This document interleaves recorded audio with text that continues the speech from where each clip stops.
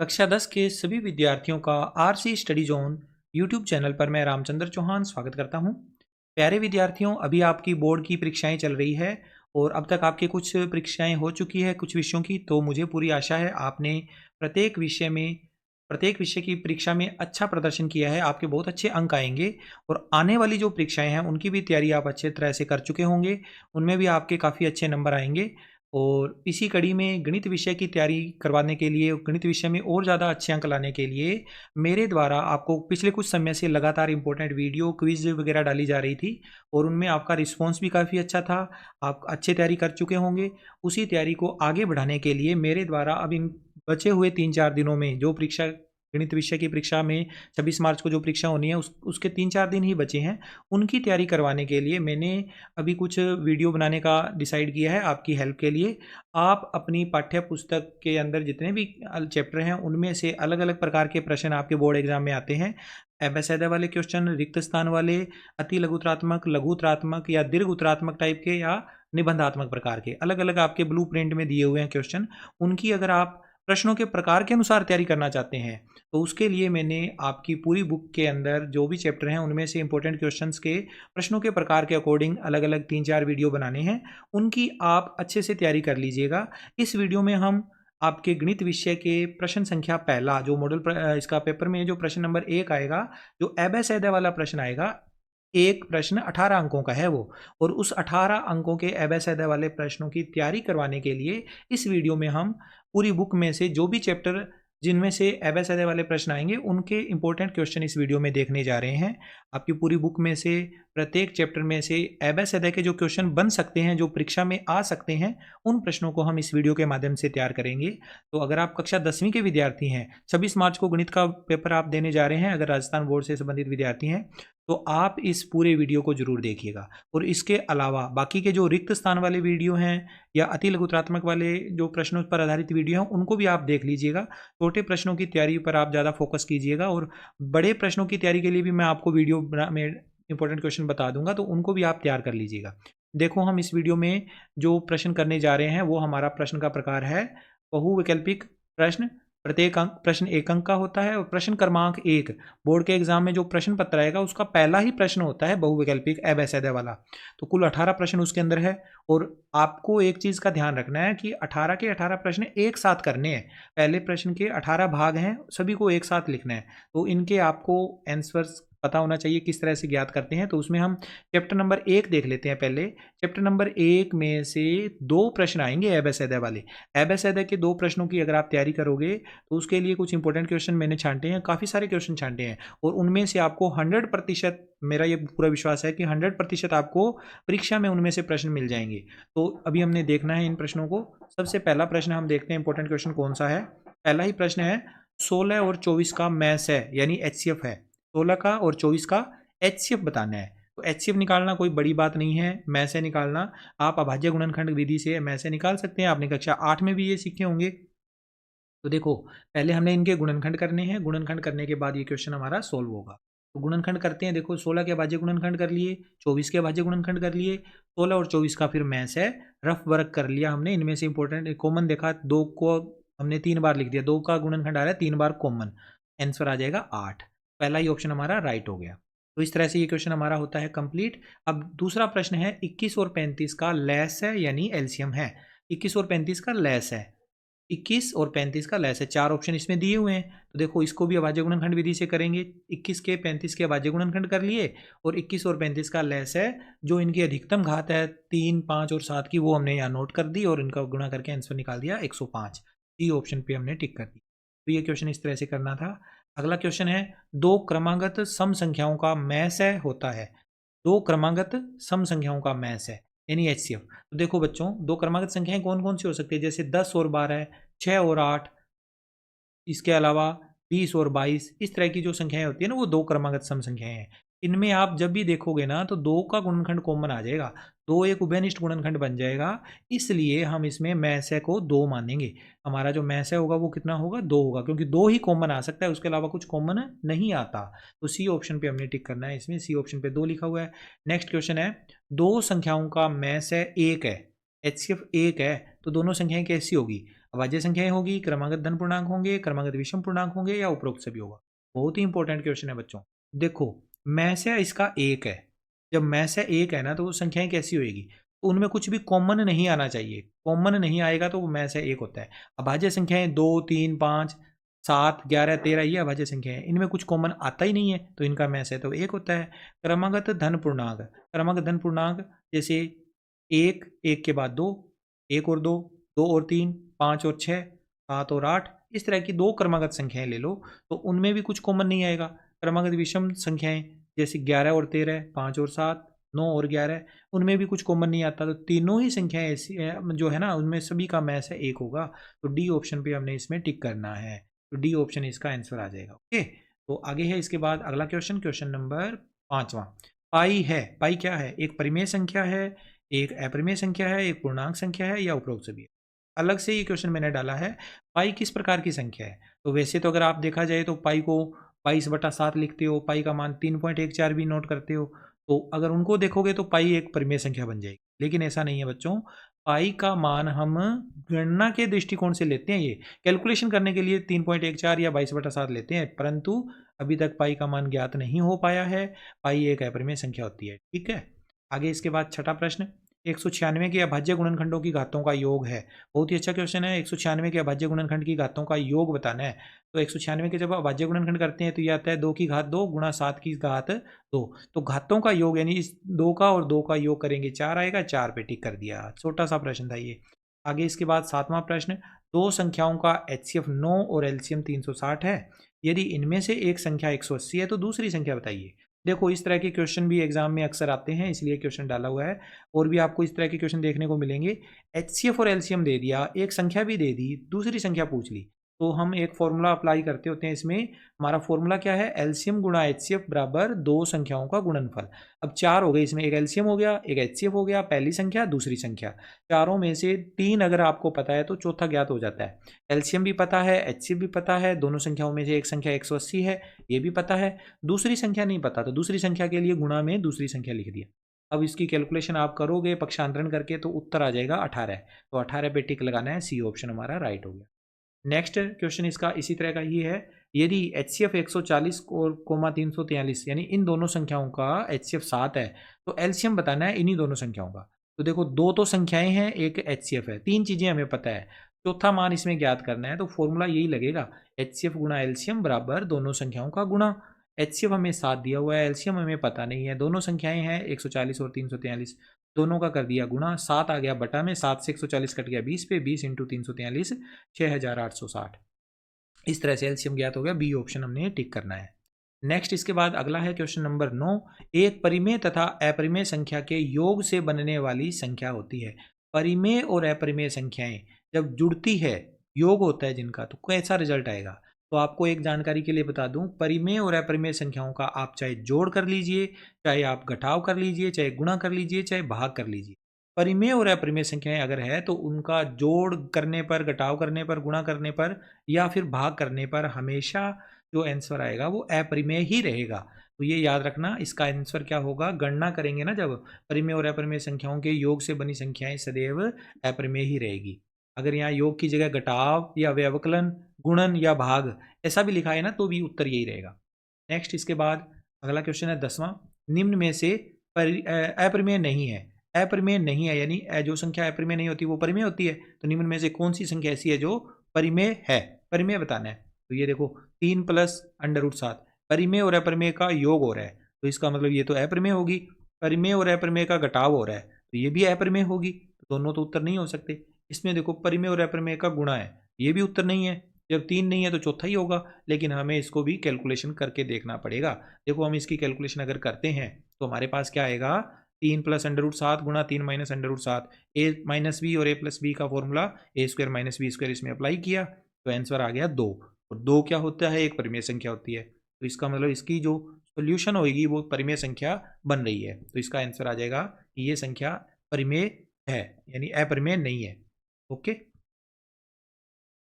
Next इसके बाद हमारा अगला इंपॉर्टेंट क्वेश्चन होगा इस चैप्टर का, चैप्टर नंबर 1 का 11वां क्वेश्चन है। दो अपरिमेय संख्याओं का गुणनफल होता है।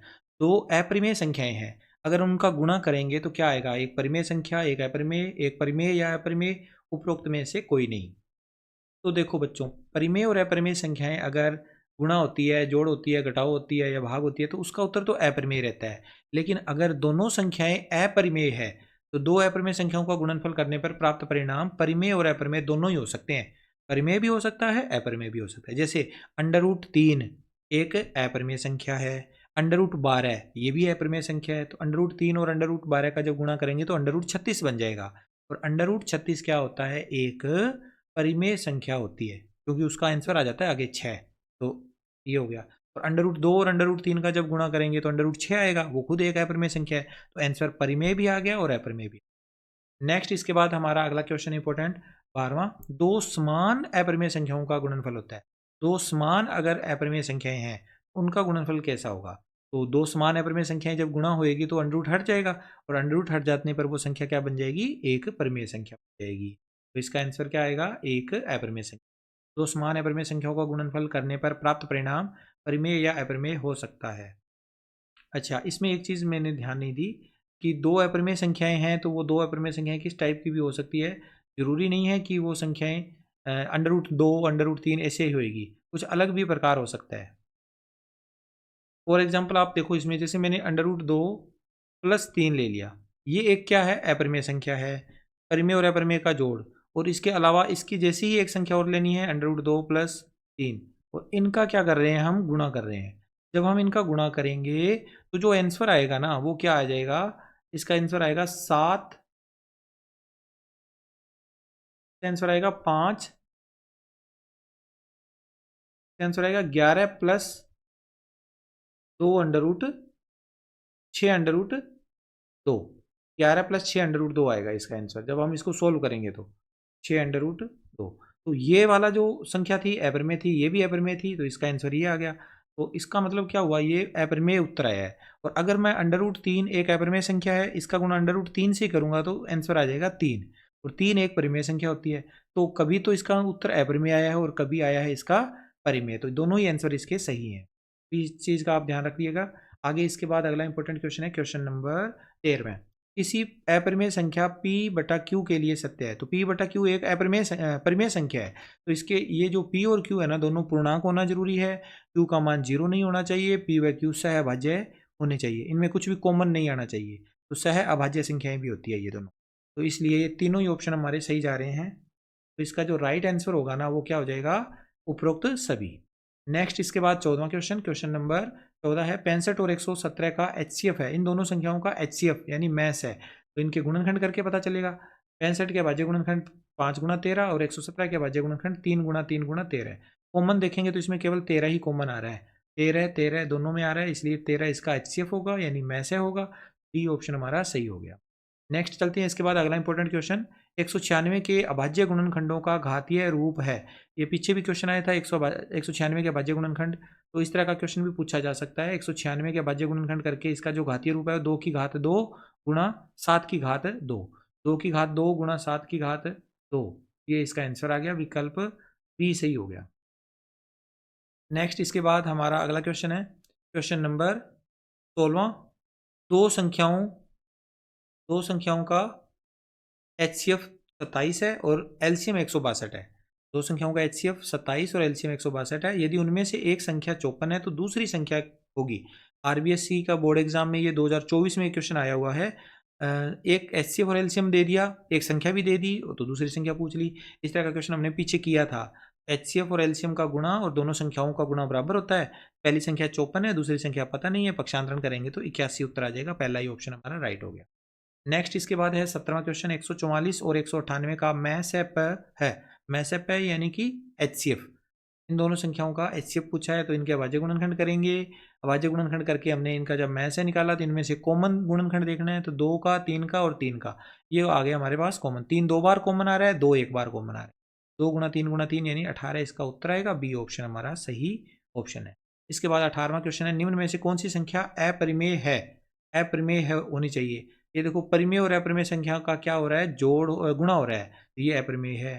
परिमेय और अपरिमेय का घटाव हो रहा है तो ये भी अपरिमेय है। परिमेय और अपरिमेय संख्या का जोड़ हो रहा है और बीच में प्लस में दोनों संख्याएं अलग अलग है, तो इसका मतलब क्या होगा, ये भी अपरिमेय संख्या ही रहेगी, तो उपरोक्त सभी इसका आंसर आ जाएगा। नेक्स्ट इसके बाद क्वेश्चन नंबर हमारा आ जाएगा 19वां, जिसमें पूछा क्या गया है, पूछा गया है हमसे यदि a एक अभाज्य संख्या है तो अंडर रूट a होगा।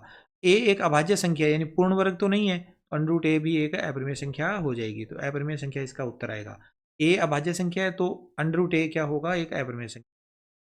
ठीक है, नेक्स्ट 20वां क्वेश्चन है, दो क्रमागत संख्याओं a व b का HCF है। दो क्रमागत संख्याएं हैं, a और b दोनों लगातार आ रही है, और लगातार आ रही है तो इनमें कुछ कॉमन तो आना नहीं है, तो इसका में से क्या होगा, एक होगा, में से इसका एक होगा।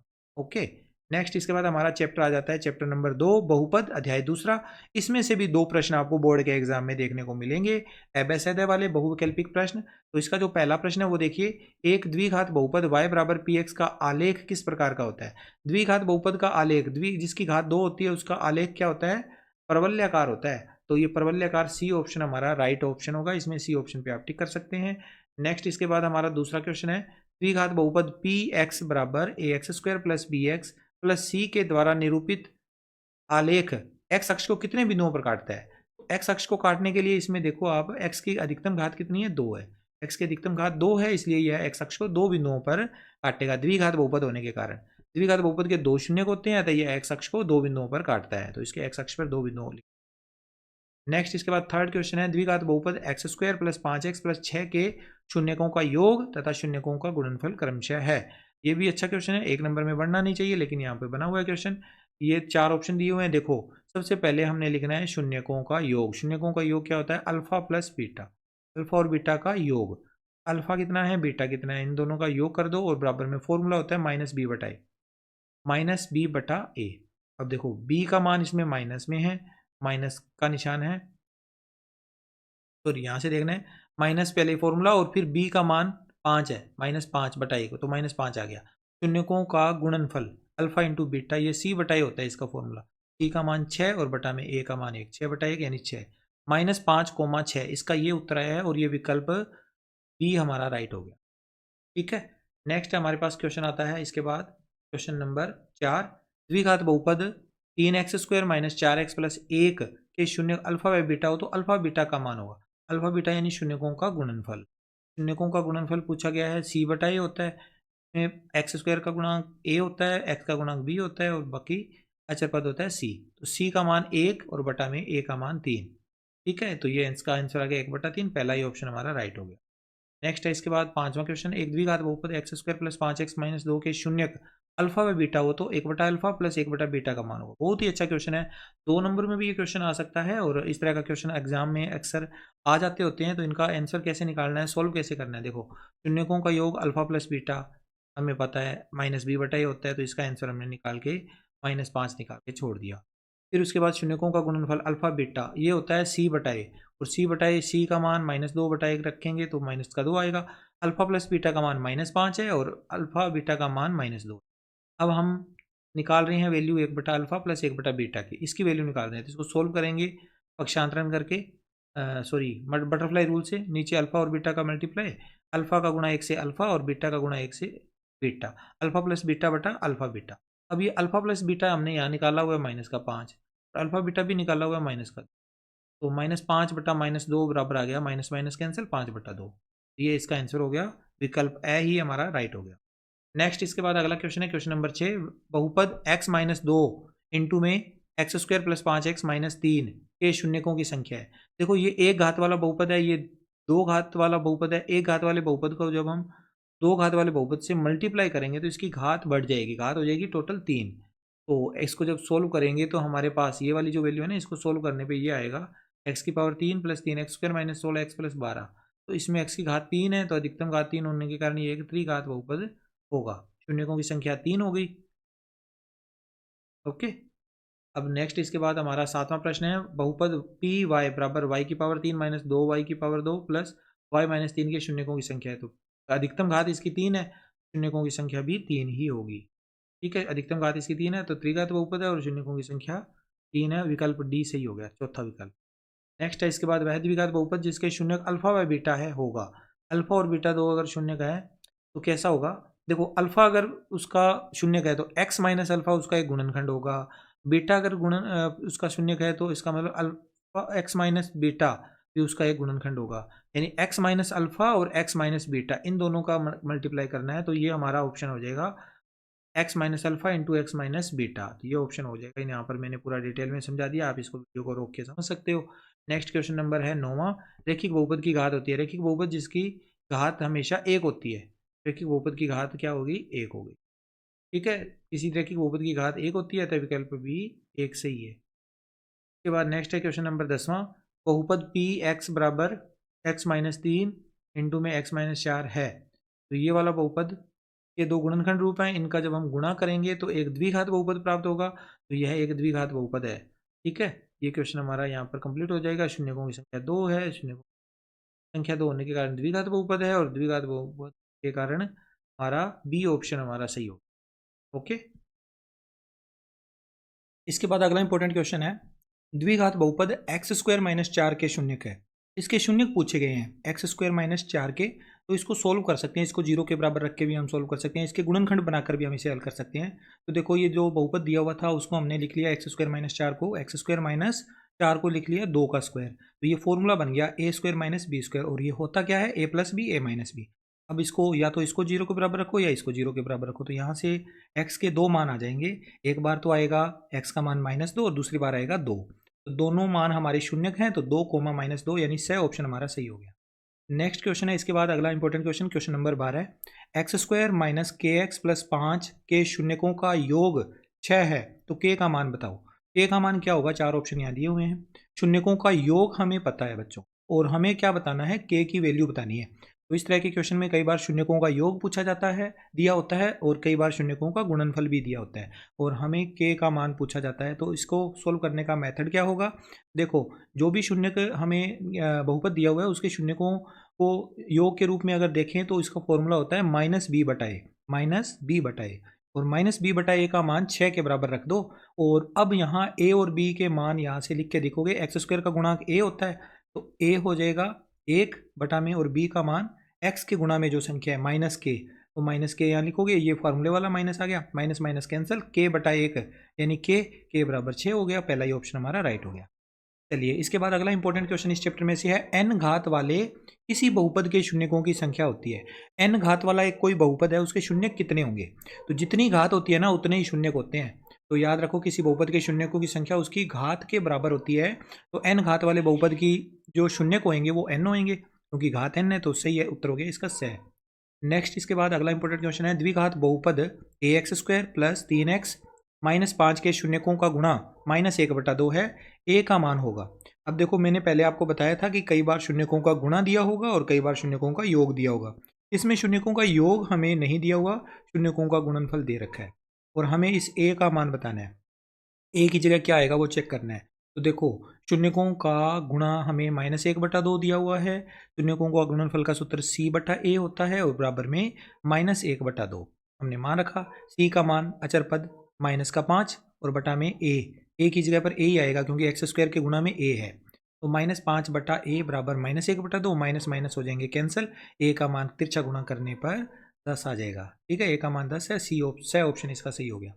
नेक्स्ट, इसके बाद 15वां क्वेश्चन है, द्विघात बहुपद 3x square plus 4x plus 1 के शून्यक होंगे, इस बहुपद के शून्यक कैसे होंगे। तो याद रखिए बच्चों, यहाँ पर आपको एक चीज़ का ध्यान देना है कि जो भी द्विघात बहुपद होता है ना, उसके शून्यकों की अगर हम प्रकृति पता करना चाहें तो चार तरह की उसकी प्रकृति हो सकती है। या तो दोनों शून्यक जो होंगे वो धनात्मक होंगे, या दोनों ऋणात्मक होंगे, या एक धनात्मक होगा और एक ऋणात्मक होगा, और कई बार ऐसा भी होगा कि बी स्क्वायर माइनस 4 ऐसी करने पर उसका शून्यकों के का जो अस्तित्व है वो नहीं होगा, शून्यकों का अस्तित्व नहीं होगा। तो हम अगर इस वाले बहुपद में देखें तो शून्यकों का अस्तित्व नहीं है, ये वाला तो नहीं आएगा। बी स्क्वायर माइनस 4ac का मान अगर नेगेटिव में आ जाता है, माइनस में आ जाता है, बी स्क्वायर माइनस 4ac की वैल्यू अगर माइनस में आ जाती है ना, तब तो ये उत्तर आएगा, शून्यकों का अस्तित्व नहीं है। नहीं तो बाकी ऑप्शन में कैसे करना होगा, तो ध्यान रखिएगा, इसका आंसर मैंने यहाँ पर हालांकि आपको करवा दिया है। तो आपको ध्यान क्या रखना है, आपको ये ध्यान रखना है कि जो भी दिया गया बहुपद है ना, उसके अंदर आप ए बी सी के मान लिख लो। ए बी सी के मान में आपको ए और सी का गुणा करना है, ए की वैल्यू और सी की वैल्यू दोनों का गुणा करोगे ना, तो उत्तर जो आएगा ना उस पर ध्यान नहीं देना, उत्तर के आगे प्लस लगा हुआ है या माइनस लगा हुआ है, इस पर ध्यान देना है। तो देखो अगर यहाँ पर प्लस की वैल्यू आ जाती है, जैसे 3 है प्लस का, तो प्लस का आंसर आ जाए, तब आपने क्या करना है, अगर ये आंसर प्लस का आता है, ए और सी का गुणा करने पर प्लस की वैल्यू आ जाती है, तो आपको क्या करना है, इसके दो शून्य होंगे, दोनों ही क्या होंगे, ऋणात्मक होंगे। दोनों शून्य ऋणात्मक होंगे, क्यों? क्योंकि बी का मान धनात्मक है। बी की वैल्यू का उल्टा निशान लेना है। बी का मान प्लस का 4 है, प्लस 4 है तो उत्तर माइनस में आएगा। दोबारा देखिए, आगे इस तरह के क्वेश्चन आपको और भी देखने को मिलेंगे इंपॉर्टेंट क्वेश्चन में। देखो इसमें आपको ज़्यादा नहीं करना कुछ, पहले तो बी स्क्वायर माइनस 4ac को आप कैलकुलेशन करोगे इसका, जैसे बी स्क्वायर यानी कि 16, 4 का स्क्वायर 16, और 4ac करोगे तो 4 इंटू 3 इंटू 1 12, 16 में से 12 घटाओगे तो 4 आएगा, यानी पॉजिटिव आ रहा है आंसर। तो ये वाला आंसर तो हो नहीं सकता। बाकी तीनों आंसर अगर इन्हीं पे अपने को ध्यान देना है, अगर ये ऑप्शन ना भी हो, इन तीनों में से कौन सा ऑप्शन होगा, तो उसको चेक करने का मेथड आपको दोबारा बता दूं, ए बी सी के मान निकाल लीजिए, ए का सी से गुणा करो, आंसर आया धनात्मक। यहाँ पर दो ही आंसर आएंगे, या तो धनात्मक आएगा यानी प्लस का उत्तर आएगा, या फिर माइनस का आएगा। जब माइनस का आता है ना, यहाँ पर माइनस आ गया, मान लो सपोज करो कि माइनस आ गया, तब तो आपका हर एक टाइम ये उत्तर सही होगा, एक धनात्मक तथा एक ऋणात्मक। उसमें आपको बी की वैल्यू को देखना ही नहीं है, एक धनात्मक एक ऋणात्मक, ये आंसर लिखना है। और जब ए और सी का गुणा करोगे, अगर धनात्मक मान आ जाए, प्लस का उत्तर आ जाए, तब आपको बी की वैल्यू देखनी है। तब आपको बी का उल्टा लेकर चलना है। बी अगर प्लस का है तो उत्तर दोनों माइनस के, अगर बी माइनस का है तो दोनों प्लस के।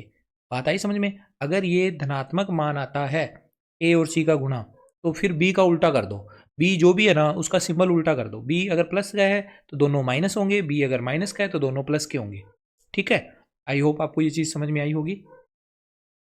तो इस क्वेश्चन के लिए क्या आंसर होगा, इस आंसर में आप देखो, इसके लिए आप धनात्मक मान आया है, धनात्मक है, और बी का मान भी धनात्मक है, तो धनात्मक का उल्टा ऋणात्मक होता है, इसलिए दोनों ऋणात्मक इसका आंसर होगा। तो 15वां क्वेश्चन हमारा कंप्लीट होता है। उसके बाद आगे है इंपॉर्टेंट क्वेश्चन नंबर 16, द्विघात बहुपद x square minus 5x plus 6 के शून्यक होंगे। अब इसमें भी वही चीज़ चेक करोगे, ये वाला इसका उत्तर होना नहीं है। बाकी तीनों को चेक करने के लिए हमने द्विघात बहुपद को लिखना है, रफ वर्क करना है, ए और सी, ए बी सी के मान लिखे, ए और सी का गुणा किया तो 6 उत्तर आ गया, जो कि धनात्मक है, पॉजिटिव वैल्यू है। अब पॉजिटिव वैल्यू के बाद हमें अब देखना है कि बी का मान क्या है। बी का मान माइनस में है, बी ऋणात्मक है, इसलिए दोनों शून्य क्या होंगे, धनात्मक होंगे, तो दोनों धनात्मक पे टिक करना है। ओके, नेक्स्ट इसके बाद question number 17, 2x² minus 5x minus 3 के शून्य होंगे, इसके शून्य को बताने हैं। तो इसको भी वैसे ही कैलकुलेशन करनी है। सबसे पहले हमने देखा कि b² माइनस 4ac में ये वाला उत्तर तो नहीं होगा, इसका भी आप चेक कर लेना। ठीक है, ABC में जब हमने मान लिखा, ए का सी से गुणा किया तो उत्तर माइनस में आ गया, 2 गुणा माइनस 3 करेंगे तो माइनस में आंसर आया, तो ब्रैकेट में लिखना है। ठीक है, ब्रैकेट में लिख, 2 गुणा माइनस 3 बराबर माइनस के 6, या माइनस 6 भी नहीं लिखा गया, माइनस के 6, और ये ऋणात्मक मान आ गया। अतः दोनों मान अगर ऋणात्मक है, आपको मैंने बताया था एक धनात्मक और एक ऋणात्मक, ये वाला आंसर होगा। ठीक है,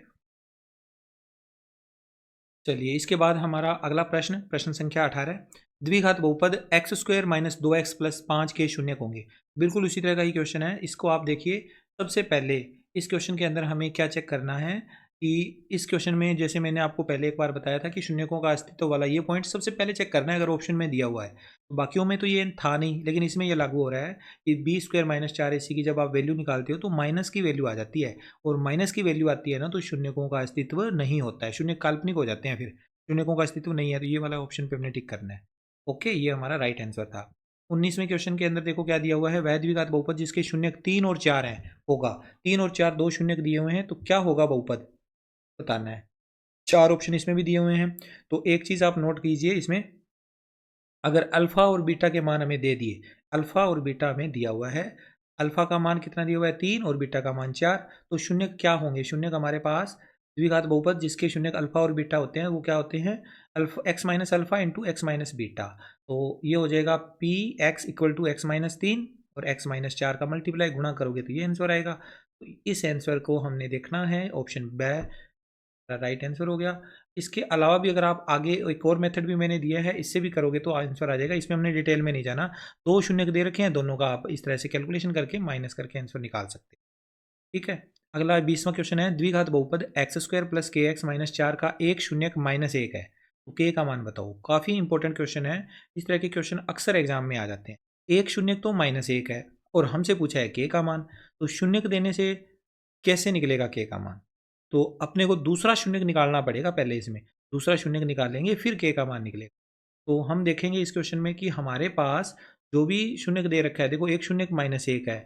अगर मैं इस पूरे बहुपद के अंदर बात करूं कि माइनस एक रखने पर ये पूरा जीरो हो जाएगा। शून्य क्या करता है, बहुपद को जीरो कर देता है शून्य की वैल्यू रखने पर। तो इसमें पूरे में जीरो रख दो तो आंसर आ जाएगा हमारे पास सोल्व करने पर के का मान -3। दूसरा तरीका ये था कि अगर माइनस एक है ना, तो शून्यकों का गुणनफल क्या होगा, -4 इंटू में 1।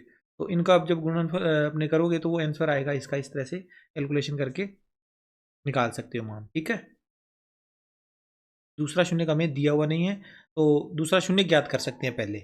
माइनस शून्यकों का गुणनफल कितना है, -4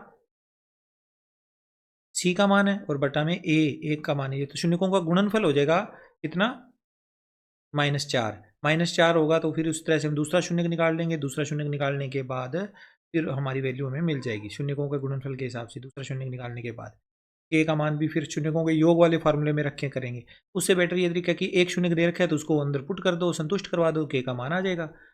ये भी ज़्यादा अच्छा तरीका था। इसके बाद हमारा अगला चैप्टर आता है अध्याय तीसरा, दो चरों वाले रैखिक समीकरण युग्म। इसमें से भी दो क्वेश्चन आपको बोर्ड के एग्जाम में देखने को मिलेंगे। तो अध्याय पहला, दूसरा और तीसरा, तीनों में से दो दो प्रश्न आपके बोर्ड के एग्जाम में एबस अध्याय वाले प्रश्न आएंगे। तो इसके क्वेश्चंस अपने को देख लेने चाहिए कौन कौन से इंपॉर्टेंट क्वेश्चन है। इसका पहला ही क्वेश्चन है कि 7 पेंसिल और 5 पेन का कुल मूल्य 29 रुपये है। इसका बीजगणितीय रूप होगा। बीजगणितीय रूप में 4 ऑप्शन दिए हुए हैं, आपको ध्यान से चेक करना है। देखो, एक पेंसिल का मूल्य x मान लो, एक पेन का मूल्य y मान लो। 7 पेंसिल है और 5 पेन है तो 7 पेंसिल का हो जाएगा 7x और 5 पेन का कुल मूल्य हो जाएगा 5y। दोनों का टोटल 29 आना चाहिए। तो 7x प्लस 5y बराबर 29। ऐसी समीकरण आपको द ऑप्शन में देखने को मिली है, तो इसको आप आंसर मानकर टिक करोगे। नेक्स्ट इसके बाद दूसरा क्वेश्चन है, क्वेश्चन नंबर 2, के किस मान के लिए समीकरण युग्म 3x प्लस 2y बराबर 4 और के x माइनस 5y बराबर -10 के अनंत हल होंगे। इसके अनंत हल होने चाहिए, के का कोई मान बताइए। 4 ऑप्शन हमें इसमें दिए हुए हैं। देखो, अनंत हल कब होते हैं, जब रेखाएं क्या होती है, समांतर संपाती होती है। अनंत हल के लिए a1/a2 बराबर होता है b1/b2 बराबर होता है c1/c2। इसमें जब आप मान रखोगे ना तो ये आंसर आएगा a1/a2 यानी 3/k। समीकरण से देख के लिखोगे 2/-5 और -4/10। ये आंसर आप देखो 2/-5 है यानी -2/5 है, ये भी -2/5 है, ये दोनों सेम है तो ये तीसरा भी इसी के बराबर आएगा। इसी एक के बराबर रख के तिरछा गुणा करो। के का गुणा 2 से 2k और 3 का गुणा -5 से -15। 2k का मान आ गया -15 है, के का मान -15/2। तो -15/2 ऑप्शन में दिया हुआ है, ये हमारा राइट आंसर होगा। नेक्स्ट इसके बाद है तीसरा क्वेश्चन, रेखिक समीकरण युग्म x प्लस 2y माइनस 5 बराबर 0 और -4x माइनस 8y प्लस 20 बराबर 0 के हल है। इन दोनों समीकरणों के हल बताने हैं कि अद्वितीय हल है, अपरिमित रूप से अनेक हल है, कोई हल नहीं है या फिर ज्ञात नहीं कर सकते। तो इस क्वेश्चन के लिए आपको ध्यान से देखना है कि कंपेयर करना है। कंपेयर क्या करना है, a1/a2 b1/b2 और c1/c2 के मान को। तो तीनों मान हमने निकाले, तीनों के मान देखो आप -1/4 आए हैं सोल्व करने पर, सेम आ गए तीनों मान। तो a1/a2 बराबर हो गया b1/b2 बराबर हो गया c1/c2। अब ऐसी स्थिति आती है तो रेखाएं संपाती होती है और रेखाएं संपाती होने पर उनके अपरिमित रूप से अनेक हल होते हैं। अपरिमित रूप से अनेक हल होते हैं तो ब ऑप्शन इसका सही हो गया। ये अच्छा क्वेश्चन है। इसके बाद अगला इंपॉर्टेंट क्वेश्चन है, क्वेश्चन नंबर 4, रेखिक समीकरण 4x प्लस 3y माइनस 6 बराबर 0 पर स्थित बिंदु होगा। ये इन 4 बिंदुओं में से ऐसा कौन सा बिंदु है जो इस रेखा पर स्थित होगा। तो इसको संतुष्ट कराना पड़ेगा, प्रत्येक बिंदु को इस समीकरण में संतुष्ट करा के चेक करना पड़ेगा कि कब ये आंसर सही होता है, बराबर में 0 कब आता है। तो देखो हमारे पास अलग अलग बिंदु हैं। हमने क्या किया, पहला बिंदु ले लिया 3,2। 3,2 के लिए x बराबर हमने 3 और y बराबर 2 रखा। तो सोल्व करने पे हमारे पास आ गया 10 बराबर 0। तो ये तो सही नहीं आया आंसर, 10 बराबर 0 तो हमारा सही आंसर नहीं है। दूसरा, अगर हम दूसरा बिंदु ले लें 3,-2, इसको रखेंगे x की जगह पर 3 और y की जगह -2। तो सोल्व करेंगे तो इसका उत्तर 0 बराबर 0 आ गया, जो कि सही है बिल्कुल। तो इसका मतलब क्या हुआ कि बिंदु 3,-2 दी गई रेखा पर स्थित है, ये हमारा राइट आंसर। अगला इंपॉर्टेंट क्वेश्चन है, क्वेश्चन नंबर 5, रेखिक समीकरण युग्म के हल संगत होते हैं यदि इनसे प्राप्त रेखाएं। रेखिक समीकरण युग्म के हल संगत कब होते हैं, जब रेखाएं प्रतिच्छेदी हो, संपाती हो, समांतर हो और ए और ब दोनों। तो देखो प्रतिच्छेदी रेखाएं एक बिंदु पर एक दूसरे को प्रतिच्छेद करती है, इसलिए इसका जो हल होता है ना वो निकल सकता है, एक बिंदु हम ज्ञात कर सकते हैं, तो ये हल संगत होता है। संपाती रेखाएं अनंत बिंदुओं पर एक दूसरे को प्रतिच्छेद करती है या स्पर्श करती है, तो इसलिए दोनों रेखाएं संपाती होने पर भी उनका भी हल संगत होता है। इन दोनों स्थितियों में हल संगत होता है, समांतर होने पर हल ज्ञात नहीं हो पाता है रैखिक समीकरण युग्म का, तो इसलिए असंगत हल होता है समांतर रेखाओं के लिए। तो दोनों ही ऑप्शन हमारे सही है, पहला और दूसरा, तो इसलिए द ऑप्शन पे हम टिक करेंगे जिसमें लिखा हुआ है ए और ब दोनों। तो पांचवा क्वेश्चन हो गया। इसके बाद आगे है हमारे पास अगला क्वेश्चन, क्वेश्चन नंबर छठा। एक पेन तथा 3 पेंसिल का मूल्य 15 रुपये है, इस कथन का बीजगणितीय रूप है। पिछले क्वेश्चन की तरह ये क्वेश्चन है, पहला जो क्वेश्चन था ना उसकी तरह। एक पेन का मूल्य x मान लो, पेंसिल का मूल्य y मान लो, तो x प्लस 3 पेंसिल है 3y, x प्लस 3y बराबर में 15, x प्लस 3y बराबर 15, ये इसका आंसर आएगा। सॉल्व करेंगे तो हमारा द ऑप्शन हमारा राइट हो रहा है, द ऑप्शन पे हमने टिक करना है। आई होप आपको प्रत्येक क्वेश्चन अच्छे से समझ में आ रहा है। नेक्स्ट क्वेश्चन है, रैखिक समीकरण युग्म से प्राप्त हल अद्वितीय है तो निरूपित रेखाएं कैसी होगी। हल अद्वितीय होने पर रेखाएं आपस में प्रतिच्छेदी होती है। प्रतिच्छेदी रेखाओं का केवल एक हल होता है, यानी अद्वितीय हल होता है, तो प्रतिच्छेदी रेखाएं इसका राइट आंसर होगा। अद्वितीय हल होने पर रेखाएं केवल एक बिंदु पर प्रतिच्छेद करती है, तो रेखाएं परस्पर प्रतिच्छेदी होंगी, तो यह ऑप्शन हमारा राइट हो गया। इसके बाद अगला क्वेश्चन है, क्वेश्चन नंबर 8वां। दो चर वाली रैखिक समीकरण युग्म को हल करने की विधि नहीं है। बहुत ही अच्छा क्वेश्चन है। विलोपन विधि से हम रैखिक समीकरण युग्म को हल करते हैं, प्रतिस्थापन विधि से भी हल करते हैं, उपरोक्त दोनों या उपरोक्त में से कोई नहीं। तो हल विधि नहीं होनी चाहिए वो बतानी है, तो उपरोक्त दोनों विधियां ही हमारी इसके अंदर है सही विधि। ये क्वेश्चन नहीं वर्ड को यहाँ से हटाना पड़ेगा, क्वेश्चन में थोड़ा सा मिस्टेक है, ये वाला वर्ड यहाँ से हटा दीजिए।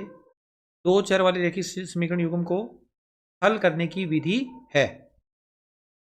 विलोपन विधि से हम हल कर सकते हैं, प्रतिस्थापन विधि से भी हल कर सकते हैं, तो उपरोक्त दोनों विधियां ही है। ठीक है, इसके अलावा हम ग्राफीय विधि से या वज्र गुणन विधि से भी हल करते हैं, जो आपके अब सिलेबस में नहीं है। विलोपन विधि, प्रतिस्थापन विधि दोनों आपकी रैखिक समीकरण युग्म को हल करने वाली विधियां हैं, तो इसको आप थोड़ा करेक्ट कर लेना। नेक्स्ट इसके बाद हमारा क्वेश्चन नंबर 9वां। दो चरों वाले रैखिक समीकरण युग्म a1x plus b1y plus c1 बराबर 0 और a2x plus b2y plus c2 बराबर 0 के हल असंगत होने का प्रतिबंध है। असंगत यानी रेखाएं समांतर होने का प्रतिबंध बताना है। तो रेखाएं समांतर कब होती है?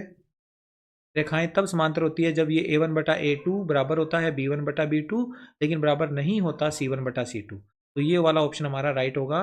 रेखाएं असंगत होने पर, रेखाएं परस्पर समांतर होती है, हल असंगत होने पर, तो ये ऑप्शन नंबर बी हमारा राइट हो गया। नेक्स्ट इसके बाद क्वेश्चन नंबर 10वां।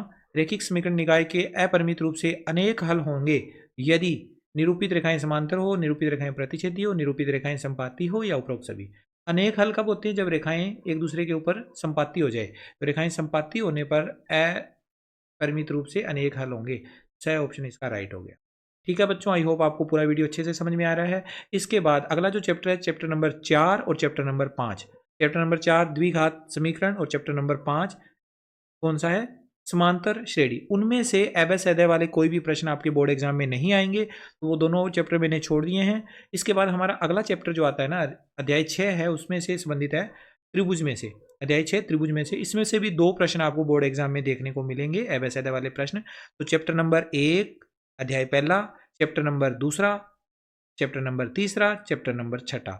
इन चारों चैप्टर्स में से 2-2 प्रश्न आपको बोर्ड के एग्जाम में एबस अदय वाले क्वेश्चन मिलेंगे। तो इन क्वेश्चंस के लिए अब अपने देखते हैं इस चैप्टर के इंपॉर्टेंट क्वेश्चन। त्रिभुज दे रखा है एबीसी में डी और ई भुजा एबी और एसी पर स्थित है, बिंदु है।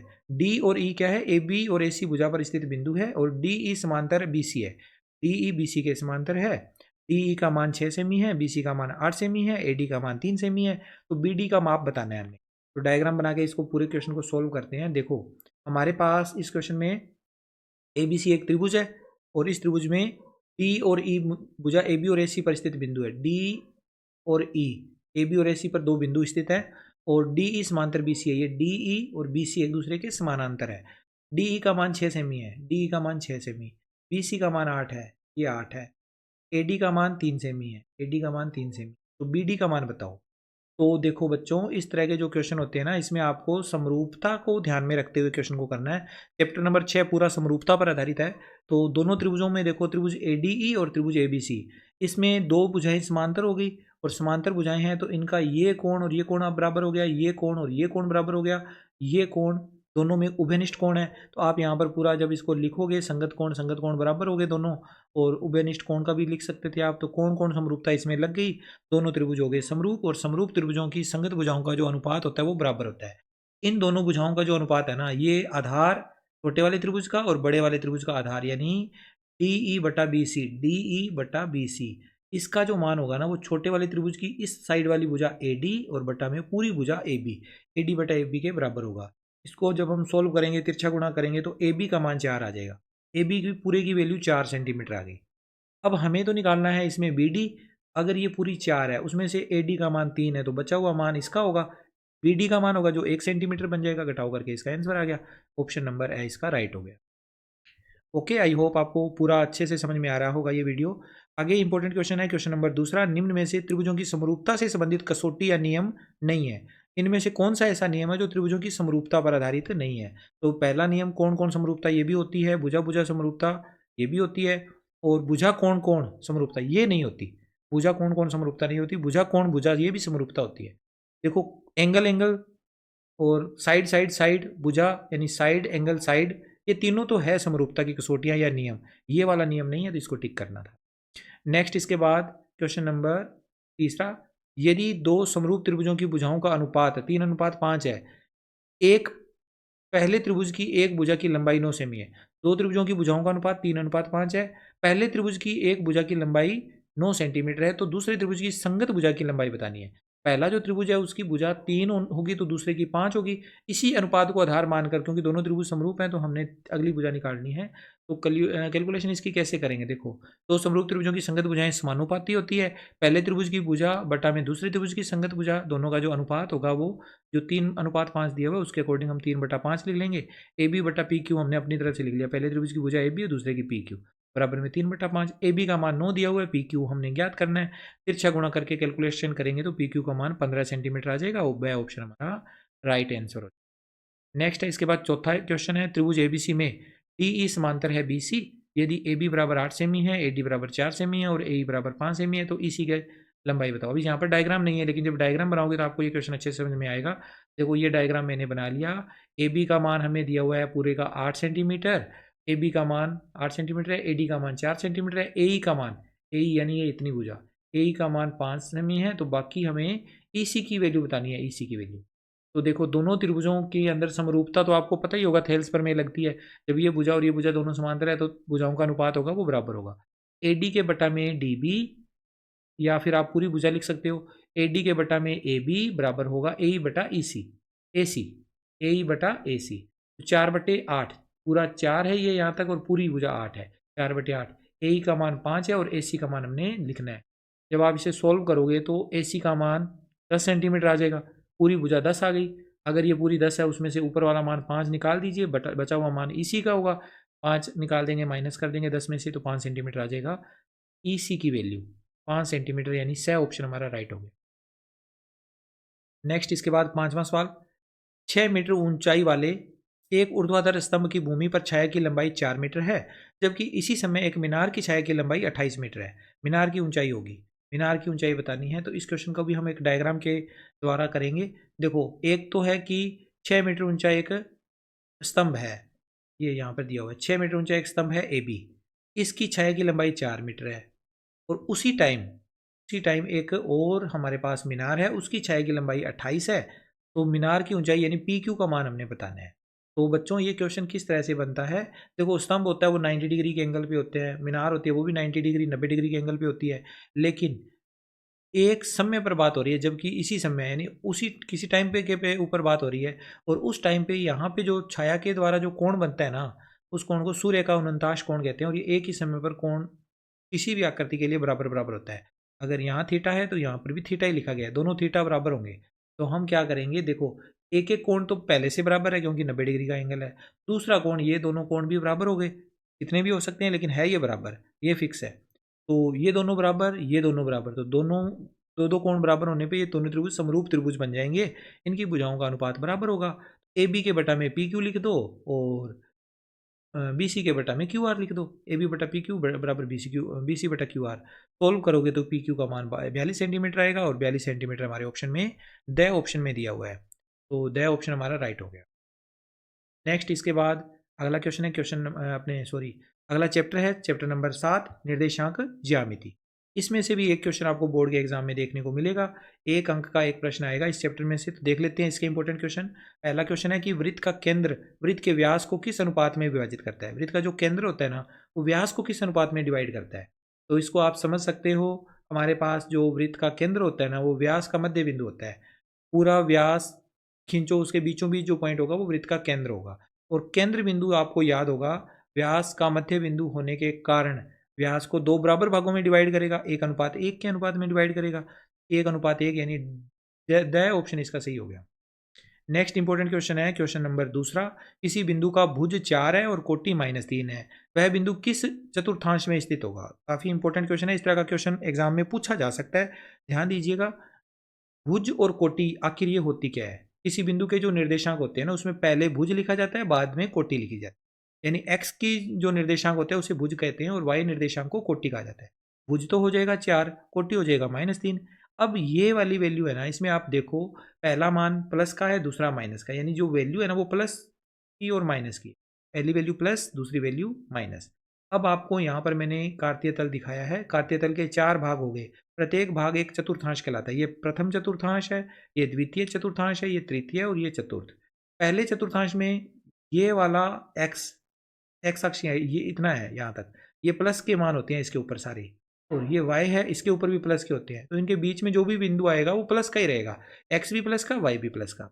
दूसरे चतुर्थांश में इसमें ये एक्स के मान इस साइड आएंगे, तो ये सारे मान माइनस के हैं। एक्स तो माइनस का होगा, लेकिन वाई कौन सा होगा, वाई अभी भी प्लस का ही रहेगा, माइनस प्लस। इसमें ये x की वैल्यू इस लाइन से ली जाएगी, यानी ये सारे मान माइनस के हैं। y की वैल्यू इस लाइन से आएगी, इस अक्ष के इस भाग से आएगी, तो ये भी माइनस के हैं। दोनों माइनस के हैं, इसलिए माइनस कोमा माइनस। जो भी बिंदु जिसके x निर्देशांक भी माइनस का है, y निर्देशांक भी माइनस का है, वो यहाँ पर होगा, तीसरे चतुर्थांश में होगा। और चौथे चतुर्थांश में देखो, ये x प्लस का, y माइनस का, तो प्लस कोमा माइनस। तो इस वाले में देखो प्लस कोमा माइनस लिखा हुआ है, यानी ये बिंदु जो है ना 4,-3, वो इसमें से यहाँ कहीं पर आएगा वो बिंदु। तो दिया गया विकल्प में से चतुर्थांश कौन सा हो गया, चतुर्थ चतुर्थांश वाला ऑप्शन हो गया द ऑप्शन। नेक्स्ट इसके बाद अगला इंपॉर्टेंट क्वेश्चन है क्वेश्चन नंबर 3। बिंदुओं दे रखे हैं, दो बिंदु ए 0, कोस थीटा और बिंदु बी है साइन थीटा, 0 के बीच की दूरी होगी। इन दोनों बिंदुओं के बीच की दूरी बतानी है, तो फॉर्मूला इसमें अप्लाई करना पड़ेगा। दो बिंदुओं के बीच की दूरी का x2 - x1 का whole square plus y2 - y1 का होल स्क्वायर और ऊपर पूरे के अंडर रूट मात्रक। इसमें अब मान रखोगे आप, जब साइन थीटा और कोस थीटा के और बिंदु के निर्देशांकों को लिखोगे, सोल्व करोगे, तो इसका ये बन जाएगा आखिर में sign square theta plus cos square theta, और इसकी वैल्यू 1 होती है। तो 1 इसका यहाँ पर मान रखोगे तो 1 का वर्गमूल 1 होता है। यानी इन ऑप्शन में से पहला ऑप्शन 0 मात्रक है, दूसरा 1 मात्रक है, तो 1 मात्रक पे हमने टिक कर देना है। नेक्स्ट इसके बाद अगला क्वेश्चन है क्वेश्चन नंबर 4। बिंदु दे रखा है -3,4 किस चतुर्थांश में है। -3,4 ये बिंदु बताना है। तो फिर से हम देखेंगे इन बिंदुओं को। -3,4 में पहला मान माइनस का, दूसरा प्लस का है। एक्स तो है माइनस का, यानी ये वाला सिरा, और वाई है प्लस का, तो ऊपर वाला सिरा। ठीक है, तो ये हो जाएगा द्वितीय चतुर्थांश। नेक्स्ट इसके बाद 5वां सवाल। बिंदुओं 2,3 और 2,4 के बीच की दूरी। दो बिंदुओं के बीच की दूरी ज्ञात करने का फॉर्मूला निकाल लोगे आप इजीली, इसको तो सोल्व कर सकते हो। दो बिंदुओं के बीच की दूरी का फॉर्मूला लिखा, मान रखा, सोल्व किया, 7 मात्रक आ गया। 7 मात्रक इसमें ब ऑप्शन में दिया, तो टिक करना था।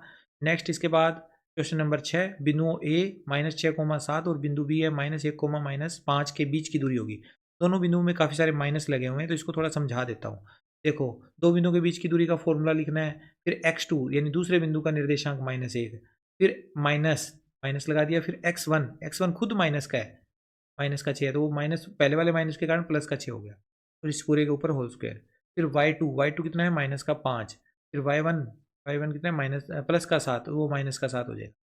दोनों मान माइनस के, माइनस के 12, -12 का स्क्वायर, और इधर हो जाएगा 5 का स्क्वायर, -1 + 6 प्लस के 5 25 हो गया, और प्लस में 144 169 169 वर्गमूल में आ गया 13, इसका उत्तर होता है। तो ऑप्शन नंबर ब सही हो जाएगा। नेक्स्ट है हमारे पास 7वां प्रश्न। बिंदु ए 1,-3 की मूल बिंदु से दूरी। बहुत ही इंपॉर्टेंट क्वेश्चन है। मूल बिंदु से जब दूरी पूछी जाती है बच्चों, तो आपको क्या करना है, फॉर्मूला लगाना है।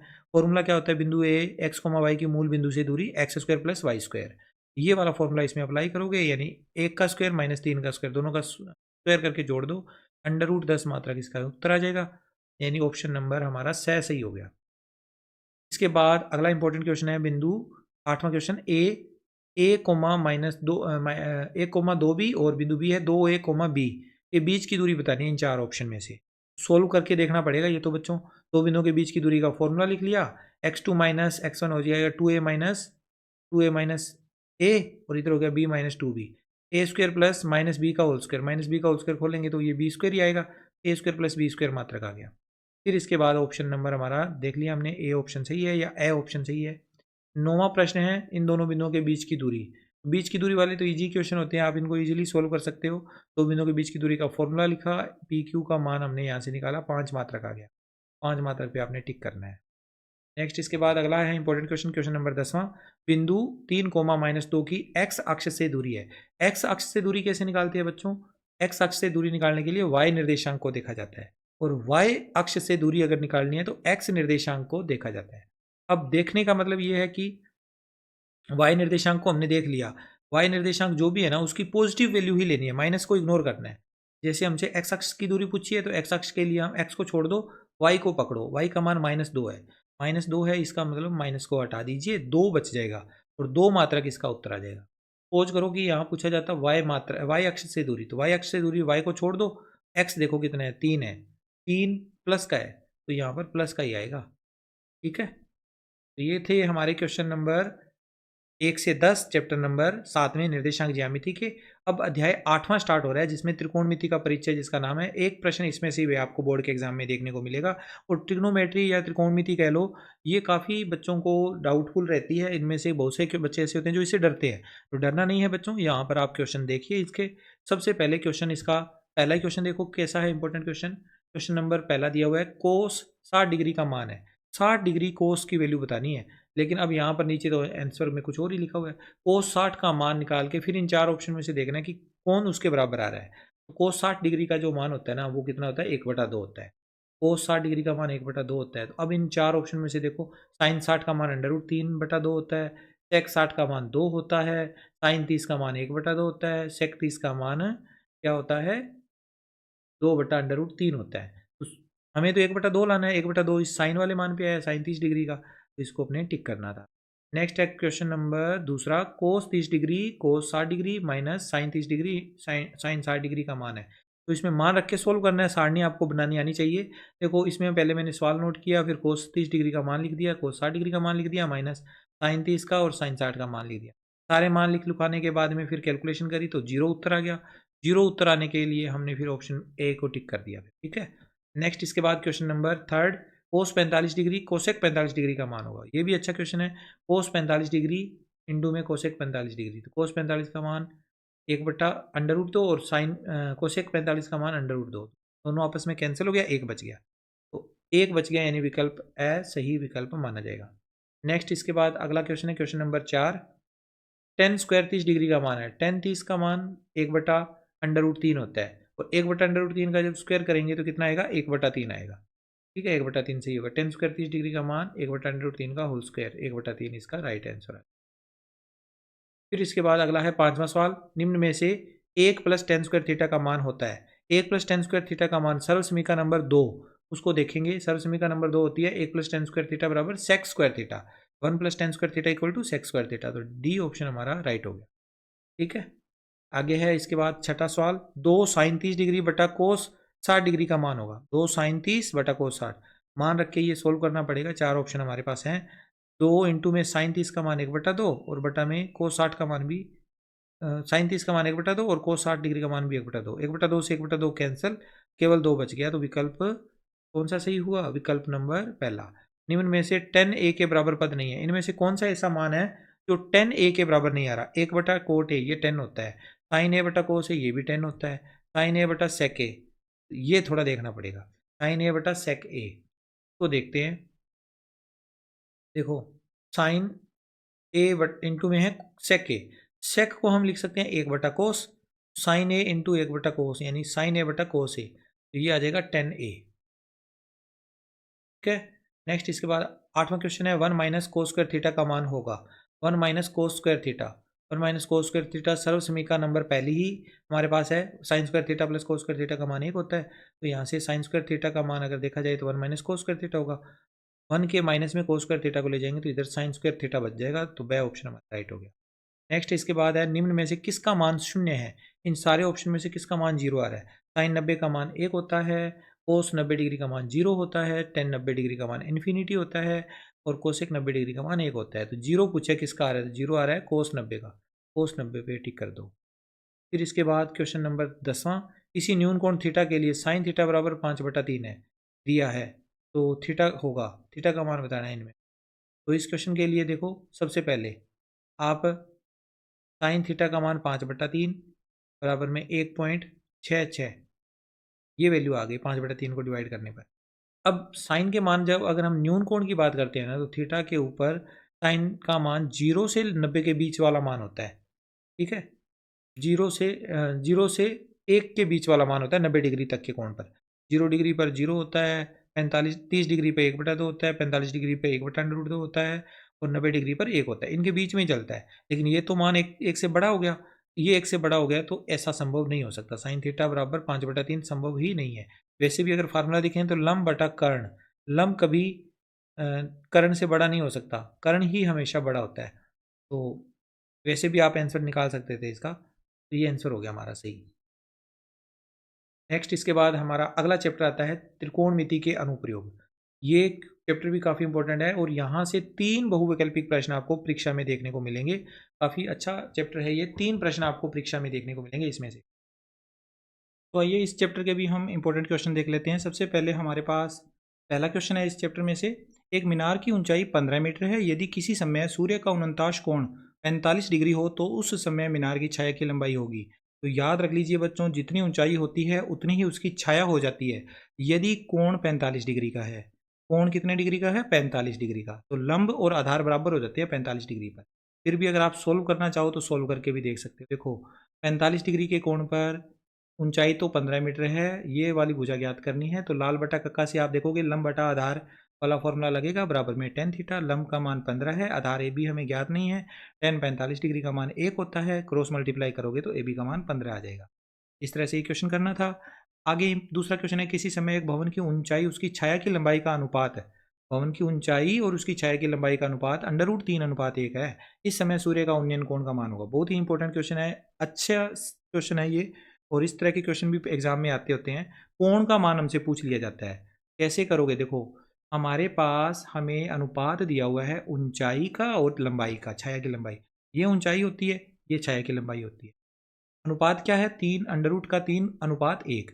√3 के साथ में के लगा दो, तो 1 के गुणा में भी के लगा दो। हमने इस तरह से के मान के करने क्वेश्चन। इस तरह से लंब बटा आधार, ये लंब है ये आधार है, ये आपको बताने की जरूरत नहीं है कैसे आते हैं ये।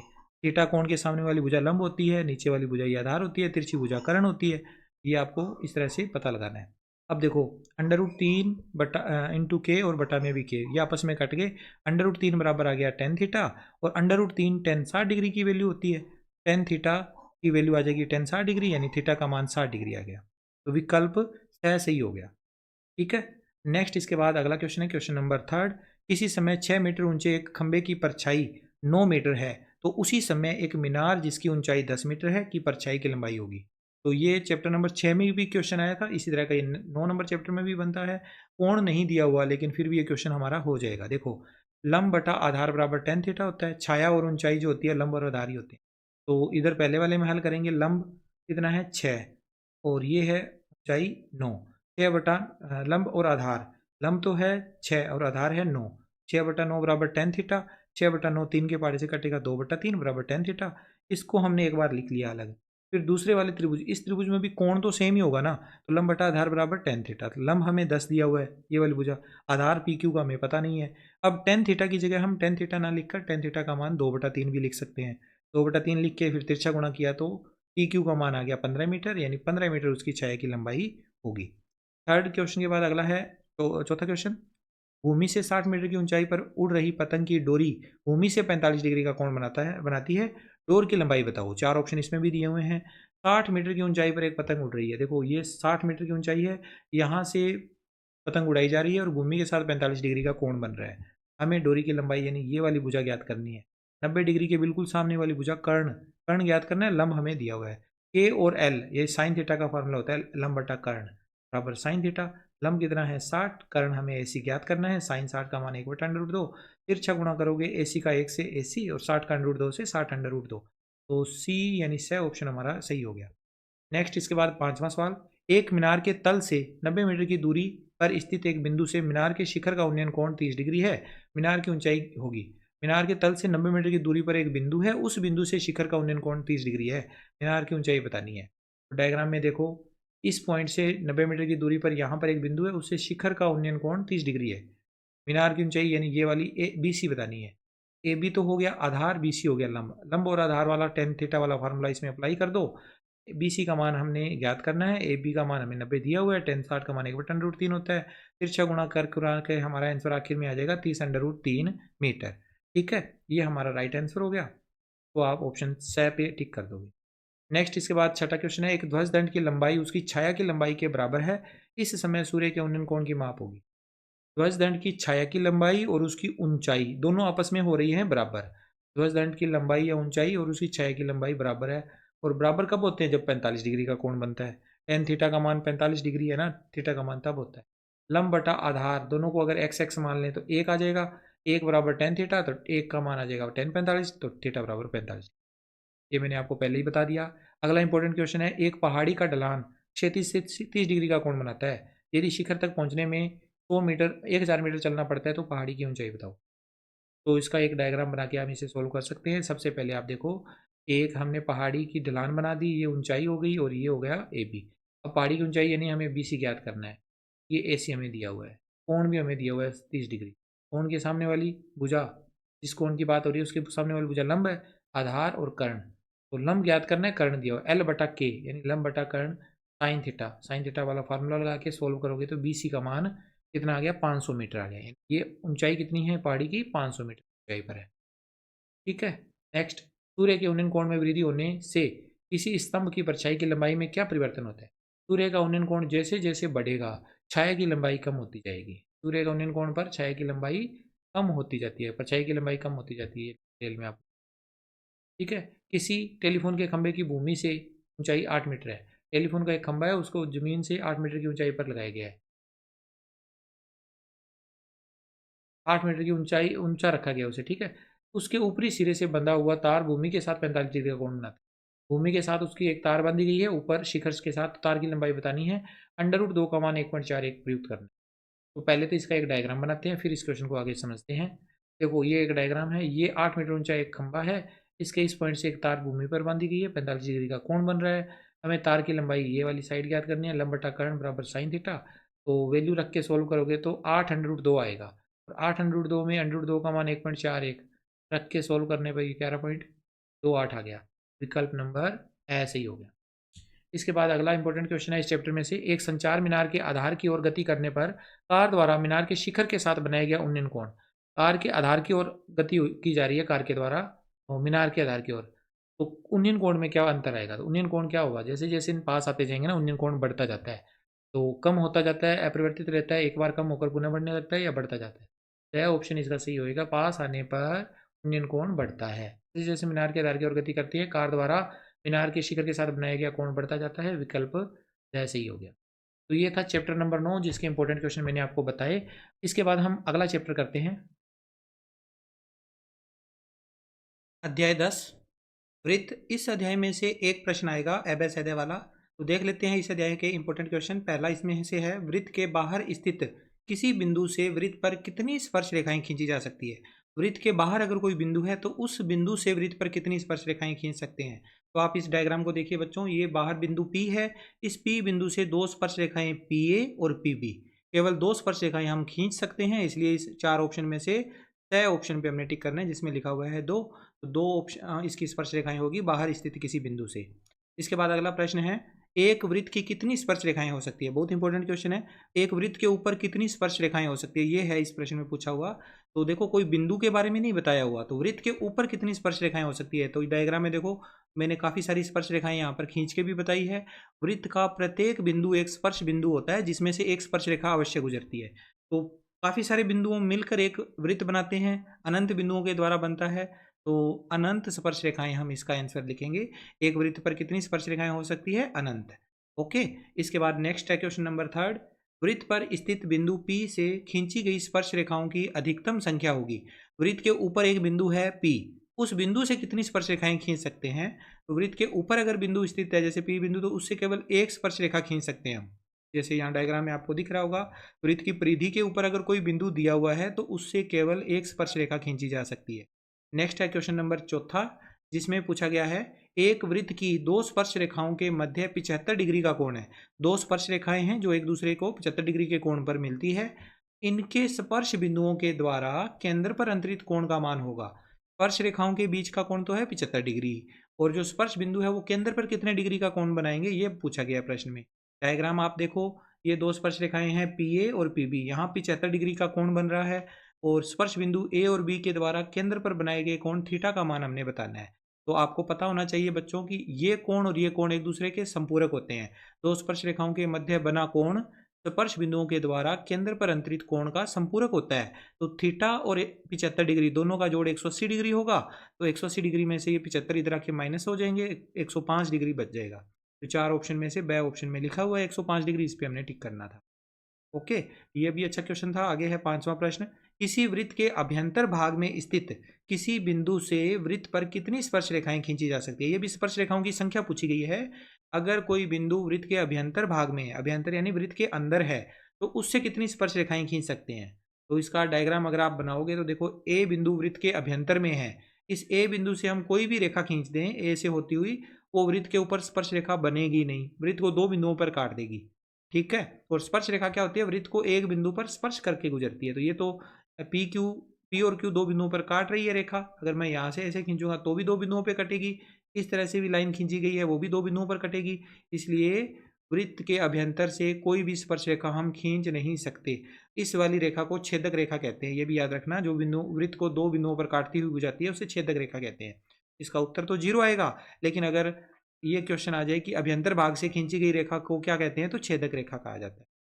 अगला प्रश्न है इसमें 6, यदि एक बिंदु P से O केंद्र वाले वृत्त पर PA और PB स्पर्श रेखाएं परस्पर 80 डिग्री के कोण पर झुकी हों, तो कोण POA का मान होगा। POA का मान पूछा गया है, 4 ऑप्शन इसमें भी दिए हुए हैं। इसका डायग्राम अगर देखोगे तो ये डायग्राम बना, दोनों स्पर्श रेखाएं PA और PB के बीच का कोण 80 डिग्री है। हमें कोण ज्ञात करना है POA। POA ये वाला कोण ज्ञात करना है, ऊपर वाला जिसको मैंने X लिखा हुआ है, ऊपर ऊपर वाला कोण। अब एक चीज आप इसमें देखो, अगर ध्यान से देखा जाए तो ये वाला जो कोण होता है ना, ये जो लाइन होती है स्पर्श बिंदु को केंद्र से मिलाने, बाह्य बिंदु को केंद्र से मिलाने वाली रेखा, यहाँ जो भी कोण होगा ना उसका समद्विभाजन करेगी। तो ये कोण और ये कोण दोनों आपस में होंगे बराबर।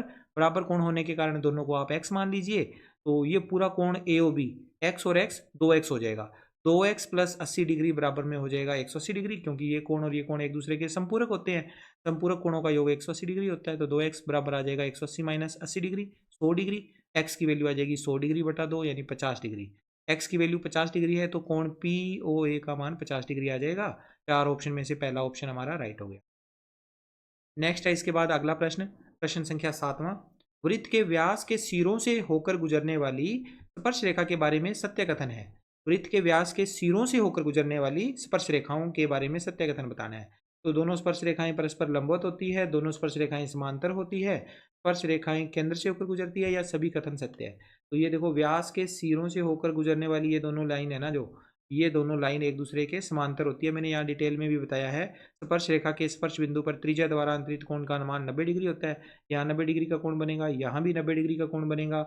और तिर्यक रेखा के एक ही और कोणों का योग अगर 180 डिग्री हो जाता है तो दोनों रेखाएं समांतर हो जाती है। ये तिर्यक रेखा है। इस तिर्यक रेखा के एक ही और जो दो कोण बने हुए हैं 90 डिग्री और 90 डिग्री, दोनों का जोड़ 180 डिग्री बन रहा है, इसलिए ये दोनों रेखाएं एक दूसरे के समांतर होगी। तो ब ऑप्शन हमारा राइट हो गया। आई होप आपको सवाल समझ में आ रहे हैं।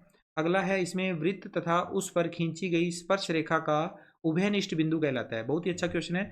वृत्त तथा उस पर खींची गई स्पर्श रेखा का उभयनिष्ठ बिंदु, तो उस बिंदु को स्पर्श बिंदु कहते हैं। उभयनिष्ठ बिंदु ये वाला P बिंदु जो वृत्त और स्पर्श रेखा को मिलाता है, इस पॉइंट को क्या बोलेंगे? स्पर्श बिंदु कहेंगे। आगे है इसके बाद 9वां प्रश्न, दो समांतर स्पर्श रेखाओं के स्पर्श बिंदुओं को मिलाने पर प्राप्त रेखा होगी। दो समांतर स्पर्श रेखाएं हैं और उनके स्पर्श बिंदुओं को मिला दिया जाता है तो क्या बनता है? तो किस प्रकार की स्पर्श रेखा बनेगी। तो देखो यहाँ पर पिछले क्वेश्चन की तरह ही दोनों रेखाएं समांतर है, तो दोनों के बीच में क्या बन जाएगा, व्यास बन जाएगा वृत्त का, और केंद्र से होकर ये गुजरेगा तो वृत्त का व्यास हो जाएगा। ठीक है, अब ये व्यास होता है वो वृत्त की एक जीवा भी होती है, तो जीवा वाला ऑप्शन भी आप टिक कर सकते हो, सबसे बड़ी जीवा भी होती है वो, लेकिन व्यास एक्चुअल आंसर है इसका। आगे है प्रश्न संख्या 10वां, दी गई आकृति में पी क्यू बराबर 5 सेंटीमीटर है, तो पी आर का मान बताओ। पी क्यू का मान हमारे पास 5 सेंटीमीटर है, पी क्यू का मान, और हमें पी आर का मान बताना है। पी क्यू का मान और पी आर का मान, ये दोनों क्या है, बिंदु पी से खींची गई स्पर्श रेखाएं हैं। बाह्य बिंदु पी से वृत्त पर दो स्पर्श रेखाएं पी क्यू और पी आर खींची गई है, और एक ही बिंदु से खींची गई दोनों स्पर्श रेखाओं की लंबाइयां बराबर होती है। तो पी क्यू का मान अगर 5 सेमी है तो पी आर का मान भी 5 सेमी होगा। तो ऑप्शन से पे हमने टिक करना था इसमें। ओके, आई होप आपको सवाल समझ में आ रहे हैं। अगला चैप्टर है हमारा चैप्टर नंबर 11, वृत्तों से संबंधित क्षेत्रफल, और इस चैप्टर में से दो बहुवैकल्पिक प्रश्न आएंगे, अव्यय सदैव वाले दो प्रश्न, 2 अंकों के प्रश्न अव्यय सदैव वाले हैं इस चैप्टर में से, तो इनको भी हम देख लेते हैं। सबसे पहला हमारा प्रश्न है इसमें से 2 अंकों अव्यय सदैव वाला प्रश्न, घड़ी की मिनट की सुई द्वारा 10 मिनट में रचित कोण का मान है। ये काफी अच्छा क्वेश्चन है, घड़ी की जो मिनट की सुई होती है ना, तो 10 मिनट में कितना कोण बनाती है ये पूछा गया है इस क्वेश्चन में। तो घड़ी की मिनट की सुई 1 मिनट में तो बनाती है 6 डिग्री का कोण, 10 मिनट में पूछा है तो 10 का गुणा कर दो, 10 गुणा 6 डिग्री 60 डिग्री, 60 डिग्री इसका आंसर आएगा। यहाँ समय मैंने 10 मिनट लिखा है, आगे आपके पेपर में हो सकता है समय चेंज होकर आ जाए, 10 की जगह 12 मिनट आ जाए, 18 मिनट आ जाए, 3 मिनट आ जाए, 12 मिनट आ जाए, 26 मिनट आ जाए, कुछ भी समय आ सकता है। ठीक है, तो मिनट की सुई द्वारा कितने समय में कोण कितना बनाया जाता है, ऐसा प्रश्न पूछा जा सकता है। तो इसके अलावा दूसरा प्रश्न है, किसी वृत्त की जीवा तथा संगत चाप द्वारा निर्मित क्षेत्रफल कहलाता है। जीवा के द्वारा और चाप के द्वारा जो क्षेत्रफल बनता है उसको क्या कहते हैं। तो देखो ये वृत्त है, इस वृत्त की ये ए बी एक जीवा है, और ये ए से लेकर बी तक ये वाला क्या है, चाप। तो जीवा और ये चाप के द्वारा जो क्षेत्र बना है उसे क्या कहेंगे हम, इसको बोलेंगे वृत्तखंड। ये क्या है, वृत्तखंड है। दो तरह के वृत्तखंड होते हैं, एक होता है लघु वृत्तखंड, एक होता है दीर्घ वृत्तखंड। चार ऑप्शन में से वृत्तखंड ही पे ही हमने टिक करना है। ठीक है, वृत्तखंड इसका राइट आंसर हो। नेक्स्ट है इसके बाद अगला प्रश्न, प्रश्न नंबर तीसरा, 14 सेमी व्यास वाले एक अर्धवृत्त का परिमाप होगा। बहुत ही अच्छा क्वेश्चन है, थोड़ा कंफ्यूजन वाला क्वेश्चन है। 14 सेमी व्यास वाला एक अर्धवृत्त है और उसका हमें परिमाप बताना है। चार ऑप्शन इसमें दिए हुए हैं, लेकिन डायग्राम इसका आप बना के समझोगे। ये अर्धवृत्त बनाया हुआ है 14 सेमी व्यास का, और इसका हमें परिमाप निकालना है। परिमाप का मतलब इस पॉइंट से शुरू करके वापस इसी पॉइंट पे आना है हमने। तो ये सारी जो डिस्टेंस है ना उसको हम परिमाप बोलेंगे। वृत्त का परिमाप ज्ञात करने के लिए हमें वृत्त का व्यास दिया हुआ है 14 सेमी, वृत्त की त्रिज्या हो जाएगी व्यास का आधा, व्यास 14 है तो 14/2 7 सेमी त्रिज्या आ जाएगी। अब अर्धवृत्त का परिमाप देखो, यहाँ से पहले ये डिस्टेंस टोटल कितनी है, व्यास के बराबर है, ये यहाँ से यहाँ तक 14 सेंटीमीटर है। फिर यहाँ से ये वाली जो डिस्टेंस है ये देखो आधी परिधि है, 1/2 भाग है परिधि का, अगर पूरा होता तो पूरी परिधि बन जाती, ये परिधि का आधा भाग है तो 1/2 परिधि, 1/2 परिधि लिख देंगे। अब व्यास तो दिया हुआ है 14 सेंटीमीटर, तो 14 की इसका 14 रख दिया, प्लस में 1/2 गुणा परिधि का सूत्र 2πr, 2 से 2 कैंसिल, बच गया हमारे पास पाई और आर। तो 14 प्लस पाई का मान 22/7 और गुणा में आर का मान 7, 7 से 7 कैंसिल आउट हो गया, तो बच गया 14 प्लस 22, 14 और 22 36 होते हैं। तो पहला ऑप्शन हमारा करेक्ट हो गया, 14 और 22 36 सेंटीमीटर। अर्धवृत्त का जो व्यास होगा वो कितना होगा, 36 सेंटीमीटर। नेक्स्ट है इसके बाद अगला क्वेश्चन, क्वेश्चन नंबर चौथा, यदि किसी वृत्त की त्रिज्या 7 सेमी है तो इसका क्षेत्रफल और परिधि क्रमशः होंगे। त्रिज्या दे रखी है, हमें क्षेत्रफल और परिधि बतानी है। तो क्षेत्रफल का फॉर्मूला होता है पाई आर स्क्वायर, मान रखेंगे पाई आर स्क्वायर में, पाई का मान 22/7, आर का मान 7 है, तो स्क्वायर होने के कारण 2 बार लिखेंगे, 7 से 7 कैंसिल हो जाएगा, 22 × 7 154 वर्ग सेमी। क्षेत्रफल तो आ गया 154, परिधि 2πr का फार्मूला है, इसमें मान अप्लाई करेंगे तो ये 44 आएगा। तो क्षेत्रफल 154, परिधि 44, तो द ऑप्शन में लिखा हुआ है 154 और 44। तो 154 वर्ग सेमी तो हो गया क्षेत्रफल, और 44 सेमी हो गया परिधि। ठीक है, तो ये आंसर हो गया। नेक्स्ट है इसके बाद क्वेश्चन नंबर 5वां, 5वें क्वेश्चन में पूछा गया है, वृत्त की किन्हीं दो त्रिज्याओं व संगत चाप द्वारा घिरा क्षेत्रफल कहलाता है। त्रिज्याओं और संगत चाप के द्वारा, वृत्त की दो त्रिज्याएं और चाप, देखो ये त्रिज्या है ओ ए और ये त्रिज्या है ओ बी, इन दोनों त्रिज्याओं और ये ए बी है चाप, इनके द्वारा जो ये नीले रंग में रंगा हुआ भाग है इसको क्या कहेंगे, इसको बोलेंगे त्रिज्या खंड। दो त्रिज्याओं के और एक चाप के द्वारा जो क्षेत्रफल परिबद्ध होता है उसको हम क्या बोला जाता है, उसे त्रिज्याखंड कहा जाता है। अब त्रिज्याखंड भी दो होते हैं, छोटे वाले भाग को लघु त्रिज्याखंड और बड़े वाला जो बच गया उसे दीर्घ त्रिज्याखंड कहा जाता है। तो इसमें ऑप्शन त्रिज्या खंड पे हमने टिक करना है। नेक्स्ट है इसके बाद क्वेश्चन नंबर 6, आर त्रिज्या के वृत्त के केंद्र पर, आर त्रिज्या के वृत्त के केंद्र पर थीटा कोण अंतरित करने वाले चाप की लंबाई होगी। चाप की लंबाई का फॉर्मूला ही बताना है। तो चाप की लंबाई कितनी होगी, तो हम अगर इसे समझें, परिधि टोटल होती है उसके साथ में गुणा में केंद्र पर अंतरित कोण का अंश। ये फॉर्मूला होता है चाप की लंबाई का, टोटल परिधि गुणा में केंद्र पर अंतरित कोण का अंश। परिधि का सूत्र 2 पाई आर गुना कोण कितना बनाया, थीटा। टोटल कितना कोण होता है, 360 डिग्री। 360 डिग्री बटा में आ जाएगा थीटा के, थीटा बटा 360 डिग्री।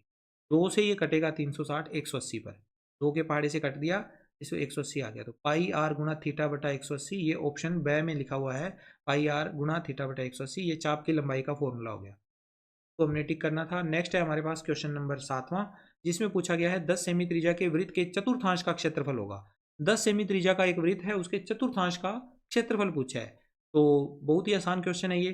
देखो, चतुर्थांश का क्षेत्रफल ज्ञात करना है तो हमें पाई आर स्क्वायर पूरे वृत्त का क्षेत्रफल होता है, उसके आगे 1/4 लगा दीजिए। पाई आर स्क्वायर के गुणा में 1/4 लगा दोगे, 1/4 पाई आर स्क्वायर, ये वृत्त के चतुर्थांश का फॉर्मूला हो गया। अब 4 ऑप्शन में देखो, सभी जगह पर पाई लिखा हुआ है आंसर के अंदर, तो पाई को हमने हटाना नहीं है, पाई का मान पाई ही पड़ा रहने दीजिए। बाकी सोल्व कर लो इसे। 1/4 गुणा पाई गुणा आर का मान 10 है, गुणा में फिर 10, 10 से ये कटेगा 4 2 पर, और इधर 5 आ जाएगा। 10 से ये कटेगा 5 और ये इधर 2, तो 2, ये सारा मान कट गया। पाई गुणा 5 गुणा 5 यानी 5 × 5 25, 25 पाई सेंटीमीटर स्क्वायर आ जाएगा। इस पाई सेंटीमीटर स्क्वायर 6 ऑप्शन में दिया हुआ है, 6 ऑप्शन पे हमने को टिक करना है। आई होप आपको सारे क्वेश्चन अच्छे से समझ में आ रहे हैं। ऐसा ही क्वेश्चन आपको एग्जाम में देखने को मिल सकते हैं। आगे है क्वेश्चन नंबर 8वां, 5 सेमी त्रिज्या वाले वृत्त का परिमाप होगा। 5 सेमी त्रिज्या है, उस वृत्त का परिमाप क्या होगा। तो सोल्व करते हैं इस क्वेश्चन को, देखते हैं क्या आता है। वृत्त की त्रिज्या 5 सेमी है, परिमाप यानी परिधि पूछी है 2 पाई आर। अब पाई का मान यहाँ पर लिखा हुआ है कि 3.14 लेना है, तो 2 गुणा 3.14 गुणा 5, 2 और 5 का गुणा 10, 10 गुणा 3.14। तो 10 को हम देखते हैं कि एक जीरो लगी हुई है, तो दशमलव स्थान एक स्थान आगे खिसक जाएगा, 31.4 इसका उत्तर आ जाएगा, जो कि हमारे ऑप्शन नंबर 6 पे लिखा हुआ है। तो ये इसका राइट आंसर हो जाएगा। ठीक है, नेक्स्ट है हमारे पास अगला क्वेश्चन, क्वेश्चन नंबर 9वां, 8 सेमी भुजा वाले वर्ग में बने एक वृत्त का क्षेत्रफल होगा। 8 सेमी भुजा वाला एक वर्ग है और उसके अंदर एक वृत्त बना हुआ है, उसका क्षेत्रफल बताना है। तो पहले आप डायग्राम को देखिए, एक 8 सेमी भुजा का एक वर्ग है, उसके अंदर एक वृत्त बना हुआ है और उस वृत्त का क्षेत्रफल बताना है। तो वृत्त का जो व्यास होगा ना, वो किसके बराबर होगा, वर्ग की भुजा के बराबर होगा। जितनी वर्ग की भुजा है उतना ही वृत्त का व्यास होगा। वर्ग की भुजा 8 सेमी है, तो वृत्त का व्यास भी 8 सेमी होगा। उससे हम त्रिज्या कैलकुलेट कर लेंगे। वृत्त की त्रिज्या व्यास की आधी होती है, 8/2 यानी 4 सेमी आ गई। अब वृत्त का क्षेत्रफल निकालना है, तो formula pi R square. Option में पाई की जगह पर पाई ही हमने लिखना है, क्योंकि पाई आंसर में दिया हुआ है।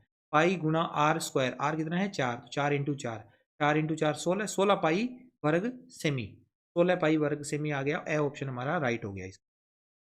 नेक्स्ट इसके बाद अगला है क्वेश्चन नंबर 10वां, जो कि दिया हुआ है 154 वर्ग सेमी क्षेत्रफल वाले वृत्त का परिमाप होगा। 154 वर्ग सेमी क्षेत्रफल वाले वृत्त का परिमाप पूछा गया है।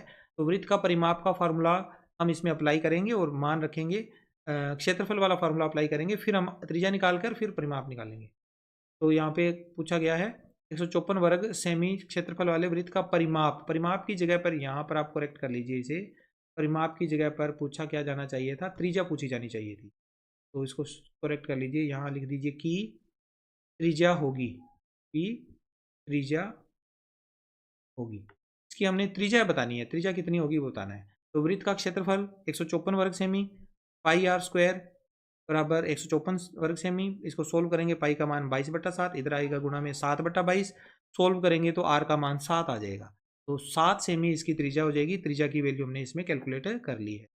ओके, इसके बाद अगला चैप्टर है अध्याय 12, पृष्ठीय क्षेत्रफल और आयतन। इस चैप्टर में से भी एक प्रश्न आएगा, बहुविकल्पिक यानी अभेद्य वाला प्रश्न।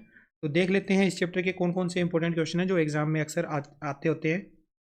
पहला प्रश्न इस चैप्टर का है इंपॉर्टेंट क्वेश्चन, 1 सेमी ऊंचाई और 1 सेमी त्रिज्या वाले एक बेलन का आयतन होगा। ऊंचाई 1 सेमी है, त्रिज्या भी 1 सेमी है, तो उस बेलन का आयतन कितना होगा। तो इस क्वेश्चन को हम सोल्व करके देखेंगे। बेलन के आयतन का फॉर्मूला आपको पता होना चाहिए, पाई आर स्क्वायर एच होता है। अब इसमें r का मान भी 1 रख दीजिए और h का मान भी 1 रख दीजिए। सोल्व करोगे तो पाई आंसर आ जाएगा, पाई सेमी क्यूब। पाई सेमी क्यूब यानी ब ऑप्शन पे अपने को टिक करना है, ब ऑप्शन राइट है। दूसरा है क्वेश्चन, एक ठोस अर्धगोले का आयतन संख्यात्मक रूप से उसके कुल पृष्ठीय क्षेत्रफल के बराबर है। अर्धगोले का जो आयतन है ना वो उसके कुल पृष्ठीय क्षेत्रफल के बराबर आ रहा है। इस अर्धगोले की त्रिज्या कितनी होगी? तो पहले हम सोल्व करेंगे, ठोस अर्धगोले का आयतन बराबर ठोस अर्धगोले का पृष्ठीय क्षेत्रफल। अब अर्धगोले का आयतन होता है 2/3 पाई आर क्यूब और ठोस अर्धगोले का पृष्ठीय क्षेत्रफल होता है 3 पाई आर स्क्वायर। इसको काटेंगे, पाई से पाई कैंसिल हो गया, आर की पावर इधर 3 है, आर की पावर इधर 2 है, 2 पावरें कट जाएगी, आर अकेला बच जाएगा इधर। तो ये बच गया 2r/3, 2r/3 बराबर इधर से बच गया 3, 2r/3 बराबर 3 है तो r का मान आ जाएगा, ये 3 चला जाएगा गुणा में और 2 चला जाएगा दूसरी तरफ बटा में। 3 इंटू 3/2 यानी 9/2, 9/2 यानी 4.5। r का मान कितना आया? 4.5 सेंटीमीटर। इन सारे ऑप्शन में से सही ऑप्शन पे टिक करना है जिसमें 4.5 सेमी त्रिज्या दे रखी है। अगला इंपॉर्टेंट क्वेश्चन है, एक अर्धगोलाकार कटोरे की त्रिज्या 3 सेमी है, इसमें भरे जा सकने वाले पानी का आयतन होगा। 3 सेमी त्रिज्या वाले अर्धगोलाकार कटोरे में कितना पानी आ सकता है वो बताना है। तो अर्धगोले के आयतन का सूत्र लगाना है, पाई को चेंज नहीं करना, पाई अपनी जगह पर ही रखा जाएगा। अर्धगोले की त्रिज्या आर का मान 7 सेमी है, अर्धगोले का आयतन होता है 2/3 पाई आर क्यूब। 2/3 पाई, पाई की जगह पर पाई ही रहेगा क्योंकि ऑप्शन में हमें दिया हुआ है, पाई को नहीं चेंज करना। फिर आगे r की पावर 3 है तो r कितना है? 3 है, तो 3 इंटू 3 इंटू 3, 3 बार, 1 वाला 3 दूसरे 3 को कैंसिल कर देगा तो बचा क्या? 2 पाई गुणा 3 गुणा 3, तो 3 इंटू 3 इंटू 2 पाई 18 पाई हो जाएगा। 18 पाई हमारा द ऑप्शन है, तो द ऑप्शन पे टिक करना था। नेक्स्ट इंपॉर्टेंट क्वेश्चन है, एक घन का आयतन 64 सेमी क्यूब है। घन का आयतन कितना है? 64 सेंटीमीटर क्यूब है। ऐसे दो घनों के संलग्न फलकों को एक साथ रखने पर बने घन की विमाएं होगी। घन की विमाएं बतानी है। एक घन का आयतन है 64 सेंटीमीटर क्यूब, ऐसे कैसे दो घन अगर हम ले लें तो घन की विमाएं, घनाभ की विमाएं क्या होगी? तो पहले तो देखो घन का जो आयतन है उससे हम घन की भुजा ज्ञात करेंगे। आयतन बराबर होता है भुजा की पावर 3, तो भुजा की पावर 3 का मान 64 आ गया। इधर भुजा की पावर 3 है तो इधर भी हम 64 को ऐसे पदों में चेंज करेंगे कि पावर 3 आ जाए। तो 64 होता है 4 की पावर 3, 4 का घनमूल घनफल होता है 64। 4 इंटू 4 इंटू 4, 3 बार करेंगे ना तो 64 बनता है। तो भुजा की पावर 3 बराबर 4 की पावर 3, पावर दोनों कैंसिल हो गई तो भुजा का मान आ गया 4 सेमी। 4 सेमी भुजा आ गई। अब 4 सेमी भुजा वाले एक घन के साथ दूसरा घन पास में रखा जाता है, दोनों को जोड़ दिया जाता है, तो उससे क्या होगा बच्चों? घनाभ जो बनेगा उसकी लंबाई बदलेगी केवल, उसके अलावा और कुछ नहीं बदलने वाला। घनाभ की जो लंबाई है वो चेंज हो जाएगी। घन की जो लंबाई थी, भुजा थी 4 सेमी, उसके साथ हमने एक और घन रख दिया तो उसकी भुजा भी जुड़ जाएगी साथ में। 4 सेमी और 4 सेमी टोटल हो जाएगी 8 सेमी। चौड़ाई में कोई अंतर नहीं आया, पहले भी 4 सेमी चौड़ाई रहेगी, अब भी 4 सेमी रहेगी। ऊंचाई में भी सेम है, ऊंचाई में भी कोई अंतर नहीं आएगा। तो इस तरह से हमारा जो क्वेश्चन है इसमें आ जाएगा इसका राइट आंसर 8 4 4। 8 सेमी उसकी लंबाई, चौड़ाई, और ये वाला आंसर था 8 सेमी लंबाई, चौड़ाई 4 सेमी और ऊंचाई 4 सेमी। ठीक है। नेक्स्ट है हमारे पास अगला प्रश्न, एक कमरे की लंबाई, चौड़ाई व ऊंचाई क्रमशः 5 मीटर, 4 मीटर और 3 मीटर है। कमरे की छत का क्षेत्रफल होगा। बहुत ही अच्छा प्रश्न है। कमरे की छत का क्षेत्रफल निकालना है तो हमें लंबाई और चौड़ाई का गुणा करना होता है, छत का क्षेत्रफल निकालना है तो 5 इंटू 4 20 वर्ग मीटर इसका उत्तर आएगा। सह ऑप्शन पे दिया हुआ है, उसको अपने टिक करना था। आगे छठा सवाल, दो गोलों की त्रिज्याओं का अनुपात 2:3 है। दो अलग अलग गोले हैं, उनकी त्रिज्याओं का अनुपात 2:3 है। दोनों गोलों के पृष्ठीय क्षेत्रफलों का अनुपात कितना होगा? पृष्ठीय क्षेत्रफलों का अनुपात बताना है तो गोले की जो त्रिज्याएं हैं वो हमने अनुपात के आधार पर मान लेनी है। पहले गोले की त्रिज्या r1 को 2x मान लिया, दूसरे गोले की त्रिज्या r2 को 3x मान लिया। ठीक है, 2x और 3x, x अपनी तरफ चले गए हैं। अब पहले गोले का पृष्ठीय क्षेत्रफल और बटा में दूसरे गोले का वक्र पृष्ठीय क्षेत्रफल, 4 पाई r1 स्क्वायर, 4 पाई r2 स्क्वायर, 4 पाई से 4 पाई कैंसिल, r1 स्क्वायर बटा r2 स्क्वायर।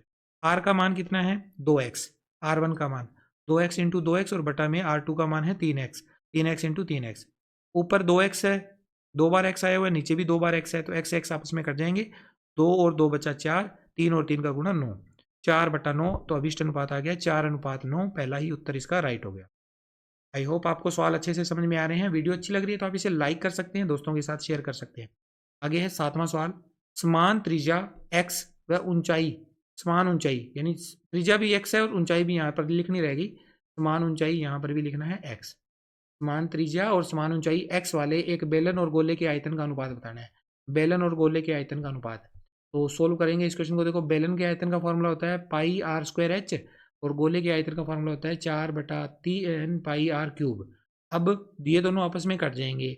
x की जगह पर लिखेंगे r की जगह पर लिखेंगे x गुणा x, h का मान भी x है, और इधर नीचे भी r की पावर 3 है तो 3 बार x आ गया। 3 बार ऊपर x है, 3 बार नीचे x है, ये कट जाएंगे। ऊपर बच गया 1, नीचे बच गया 4/3। 4/3 ऊपर जाके बन जाएगा 3/4, तो 3/4 यानी हमारा अनुपात आ गया 3:4। पहला ऑप्शन हमारा राइट हो गया। इसके बाद अगला अध्याय आता है, अध्याय संख्या 14, प्रायिकता। प्रायिकता में से भी एक प्रश्न आपका एबेसेदे वाला आएगा।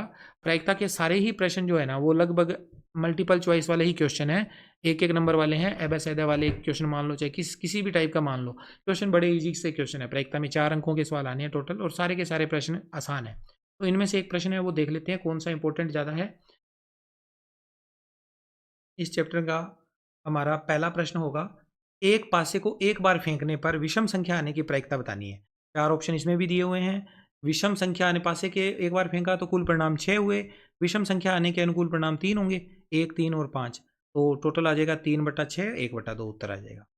इसके बाद अगला क्वेश्चन है दूसरा, एक पासे को एक बार फेंका जाता है, इसकी क्या प्रायिकता होगी कि पासे पर 4 से बड़ा अंक आएगा। 4 से बड़ा अंक आने की प्रायिकता बतानी है। तो सोल्यूशन अगर इसका देखें तो एक बार फेंकने पर कुल परिणाम 6 होते हैं, 4 से बड़े 2 ही अंक हैं, 5 और 6, तो अनुकूल परिणाम 2 हुए, अतः अभिष्ट प्रायिकता होगी अनुकूल परिणाम बटा कुल परिणाम 2/6 यानी 1/3। नेक्स्ट इसके बाद अगला है सवाल नंबर तीसरा, किसी निश्चित घटना की प्रायिकता कितनी होती है। तो निश्चित घटना है अगर कोई, तो उसकी प्रायिकता सदैव 1 होती है, और असंभव घटना की प्रायिकता 0 होती है। तो निश्चित घटना की प्रायिकता 1 होती है, इसका ब ऑप्शन राइट हो गया। और अगला ही प्रश्न है कि किसी असंभव घटना की प्रायिकता कितनी होती है। तो मैंने बताया भी था कि असंभव घटना की प्रायिकता 0 होती है, तो आप दोबारा से लिख लो, निश्चित घटना की प्रायिकता 1, असंभव घटना की प्रायिकता 0, तो 0 पे टिक करना है। नेक्स्ट इसके बाद अगला है, प्रायिकता की सीमा है। प्रायिकता की सीमा, प्रायिकता कहाँ कहाँ पर डिपेंड करती है। तो आपको पता ही होगा कि प्रायिकता का मान 0 से बड़ा या इसके बराबर होता है, तथा 1 से छोटा या इसके बराबर होता है। प्रायिकता का मान सदैव 0 से या तो बड़ा होगा या 0 के बराबर होगा, तथा इसके अलावा 1 से छोटा या इसके बराबर होगा। तो इस क्वेश्चन के लिए हमारा सोल्यूशन क्या होगा, ये वाला ऑप्शन। प्रायिकता को हम पी ए से लिखते हैं, पी ए क्या होगा, 0 से ग्रेटर देन इक्वल टू 0 है और लेस देन इक्वल टू 0 है, 1 है। ठीक है, ये 5वां सवाल हो गया। छठा सवाल है, एक सिक्के को एक बार उछालने पर चित्त न आने की प्रायिकता होगी। चित्त नहीं आना चाहिए, तो चित्त नहीं आएगा तो क्या आएगा, पट आएगा। सिक्के को एक बार उछालने पर कुल परिणाम 2, चित्त वाले को छोड़ दो, पट आने की प्रायिकता पूछी गई है, चित्त नहीं आना यानी कि पट आना होता है। चित्त न आने की प्रायिकता 1, अनुकूल परिणाम 1 है, तो 1/2 उत्तर आ जाएगा। ठीक है, नेक्स्ट इसके बाद हमारा अगला सवाल, ये हो गया छठा सवाल। इसके बाद 7वां, यदि पी ए बराबर 0.73 है तो पी ए बार का मान कितना होगा। पी ए का मान दिया हुआ है और उसकी पूरक घटना, यानी इस घटना की पूरक घटना की प्रायिकता बतानी है, पी ए बार यानी पी ए नहीं की प्रायिकता बतानी है। तो आपको एक फॉर्मूला पता होगा कि पी ए और पी ए बार दोनों का जो योग होता है वो 1 होता है। दोनों में से अगर एक पता है दूसरा ज्ञात करना हो तो हम इस फॉर्मूले से ज्ञात कर सकते हैं। पी ए का मान 0.73 है, पी ए बार हमें नहीं दिया हुआ, पी ए बार निकालना है तो 0.73 माइनस में चला गया, एक में से जब घटाएंगे 0.73 को तो 0.27 आ जाएगा। सही ऑप्शन हमारा राइट हो गया। नेक्स्ट इसके बाद 8वां सवाल है, दो सिक्कों को एक साथ उछालने पर दोनों बार समान परिणाम आने की प्रायिकता होगी। दो सिक्के एक साथ उछाले, दोनों बार समान परिणाम, तो दो सिक्के जब एक साथ उछालते हैं तो कुल परिणाम 2 × 2 4 होते हैं। चारों परिणाम यहाँ पर लिखे हुए हैं, दोनों बार समान परिणाम आने चाहिए। देखो यहाँ पर भी समान है, यहाँ पर भी समान है, तो ये दोनों परिणाम समान वाले हैं। तो HH और TT दो ही अनुकूल परिणाम मिले हमें। अब इस प्रायिकता कितनी होगी, अनुकूल परिणाम बटा कुल परिणाम यानी 2/4। 2/4 को आगे हल करेंगे तो 1/2 आ जाएगा।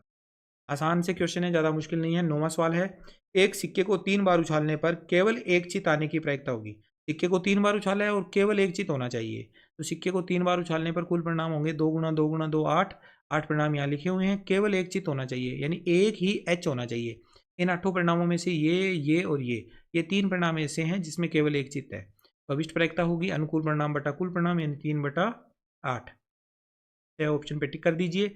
अगला इसके बाद 10वां क्वेश्चन है, एक सिक्के को 3 बार उछालने पर कम से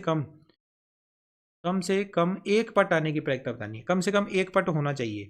तो इस क्वेश्चन में देखो, एक सिक्के को 3 बार उछालने पर कुल परिणाम 8, कम से कम एक पट आने के अनुकूल परिणाम, एक से कम नहीं होने चाहिए पट, एक तो कम से कम होना ही चाहिए, एक से ज़्यादा भले ही हो जाए।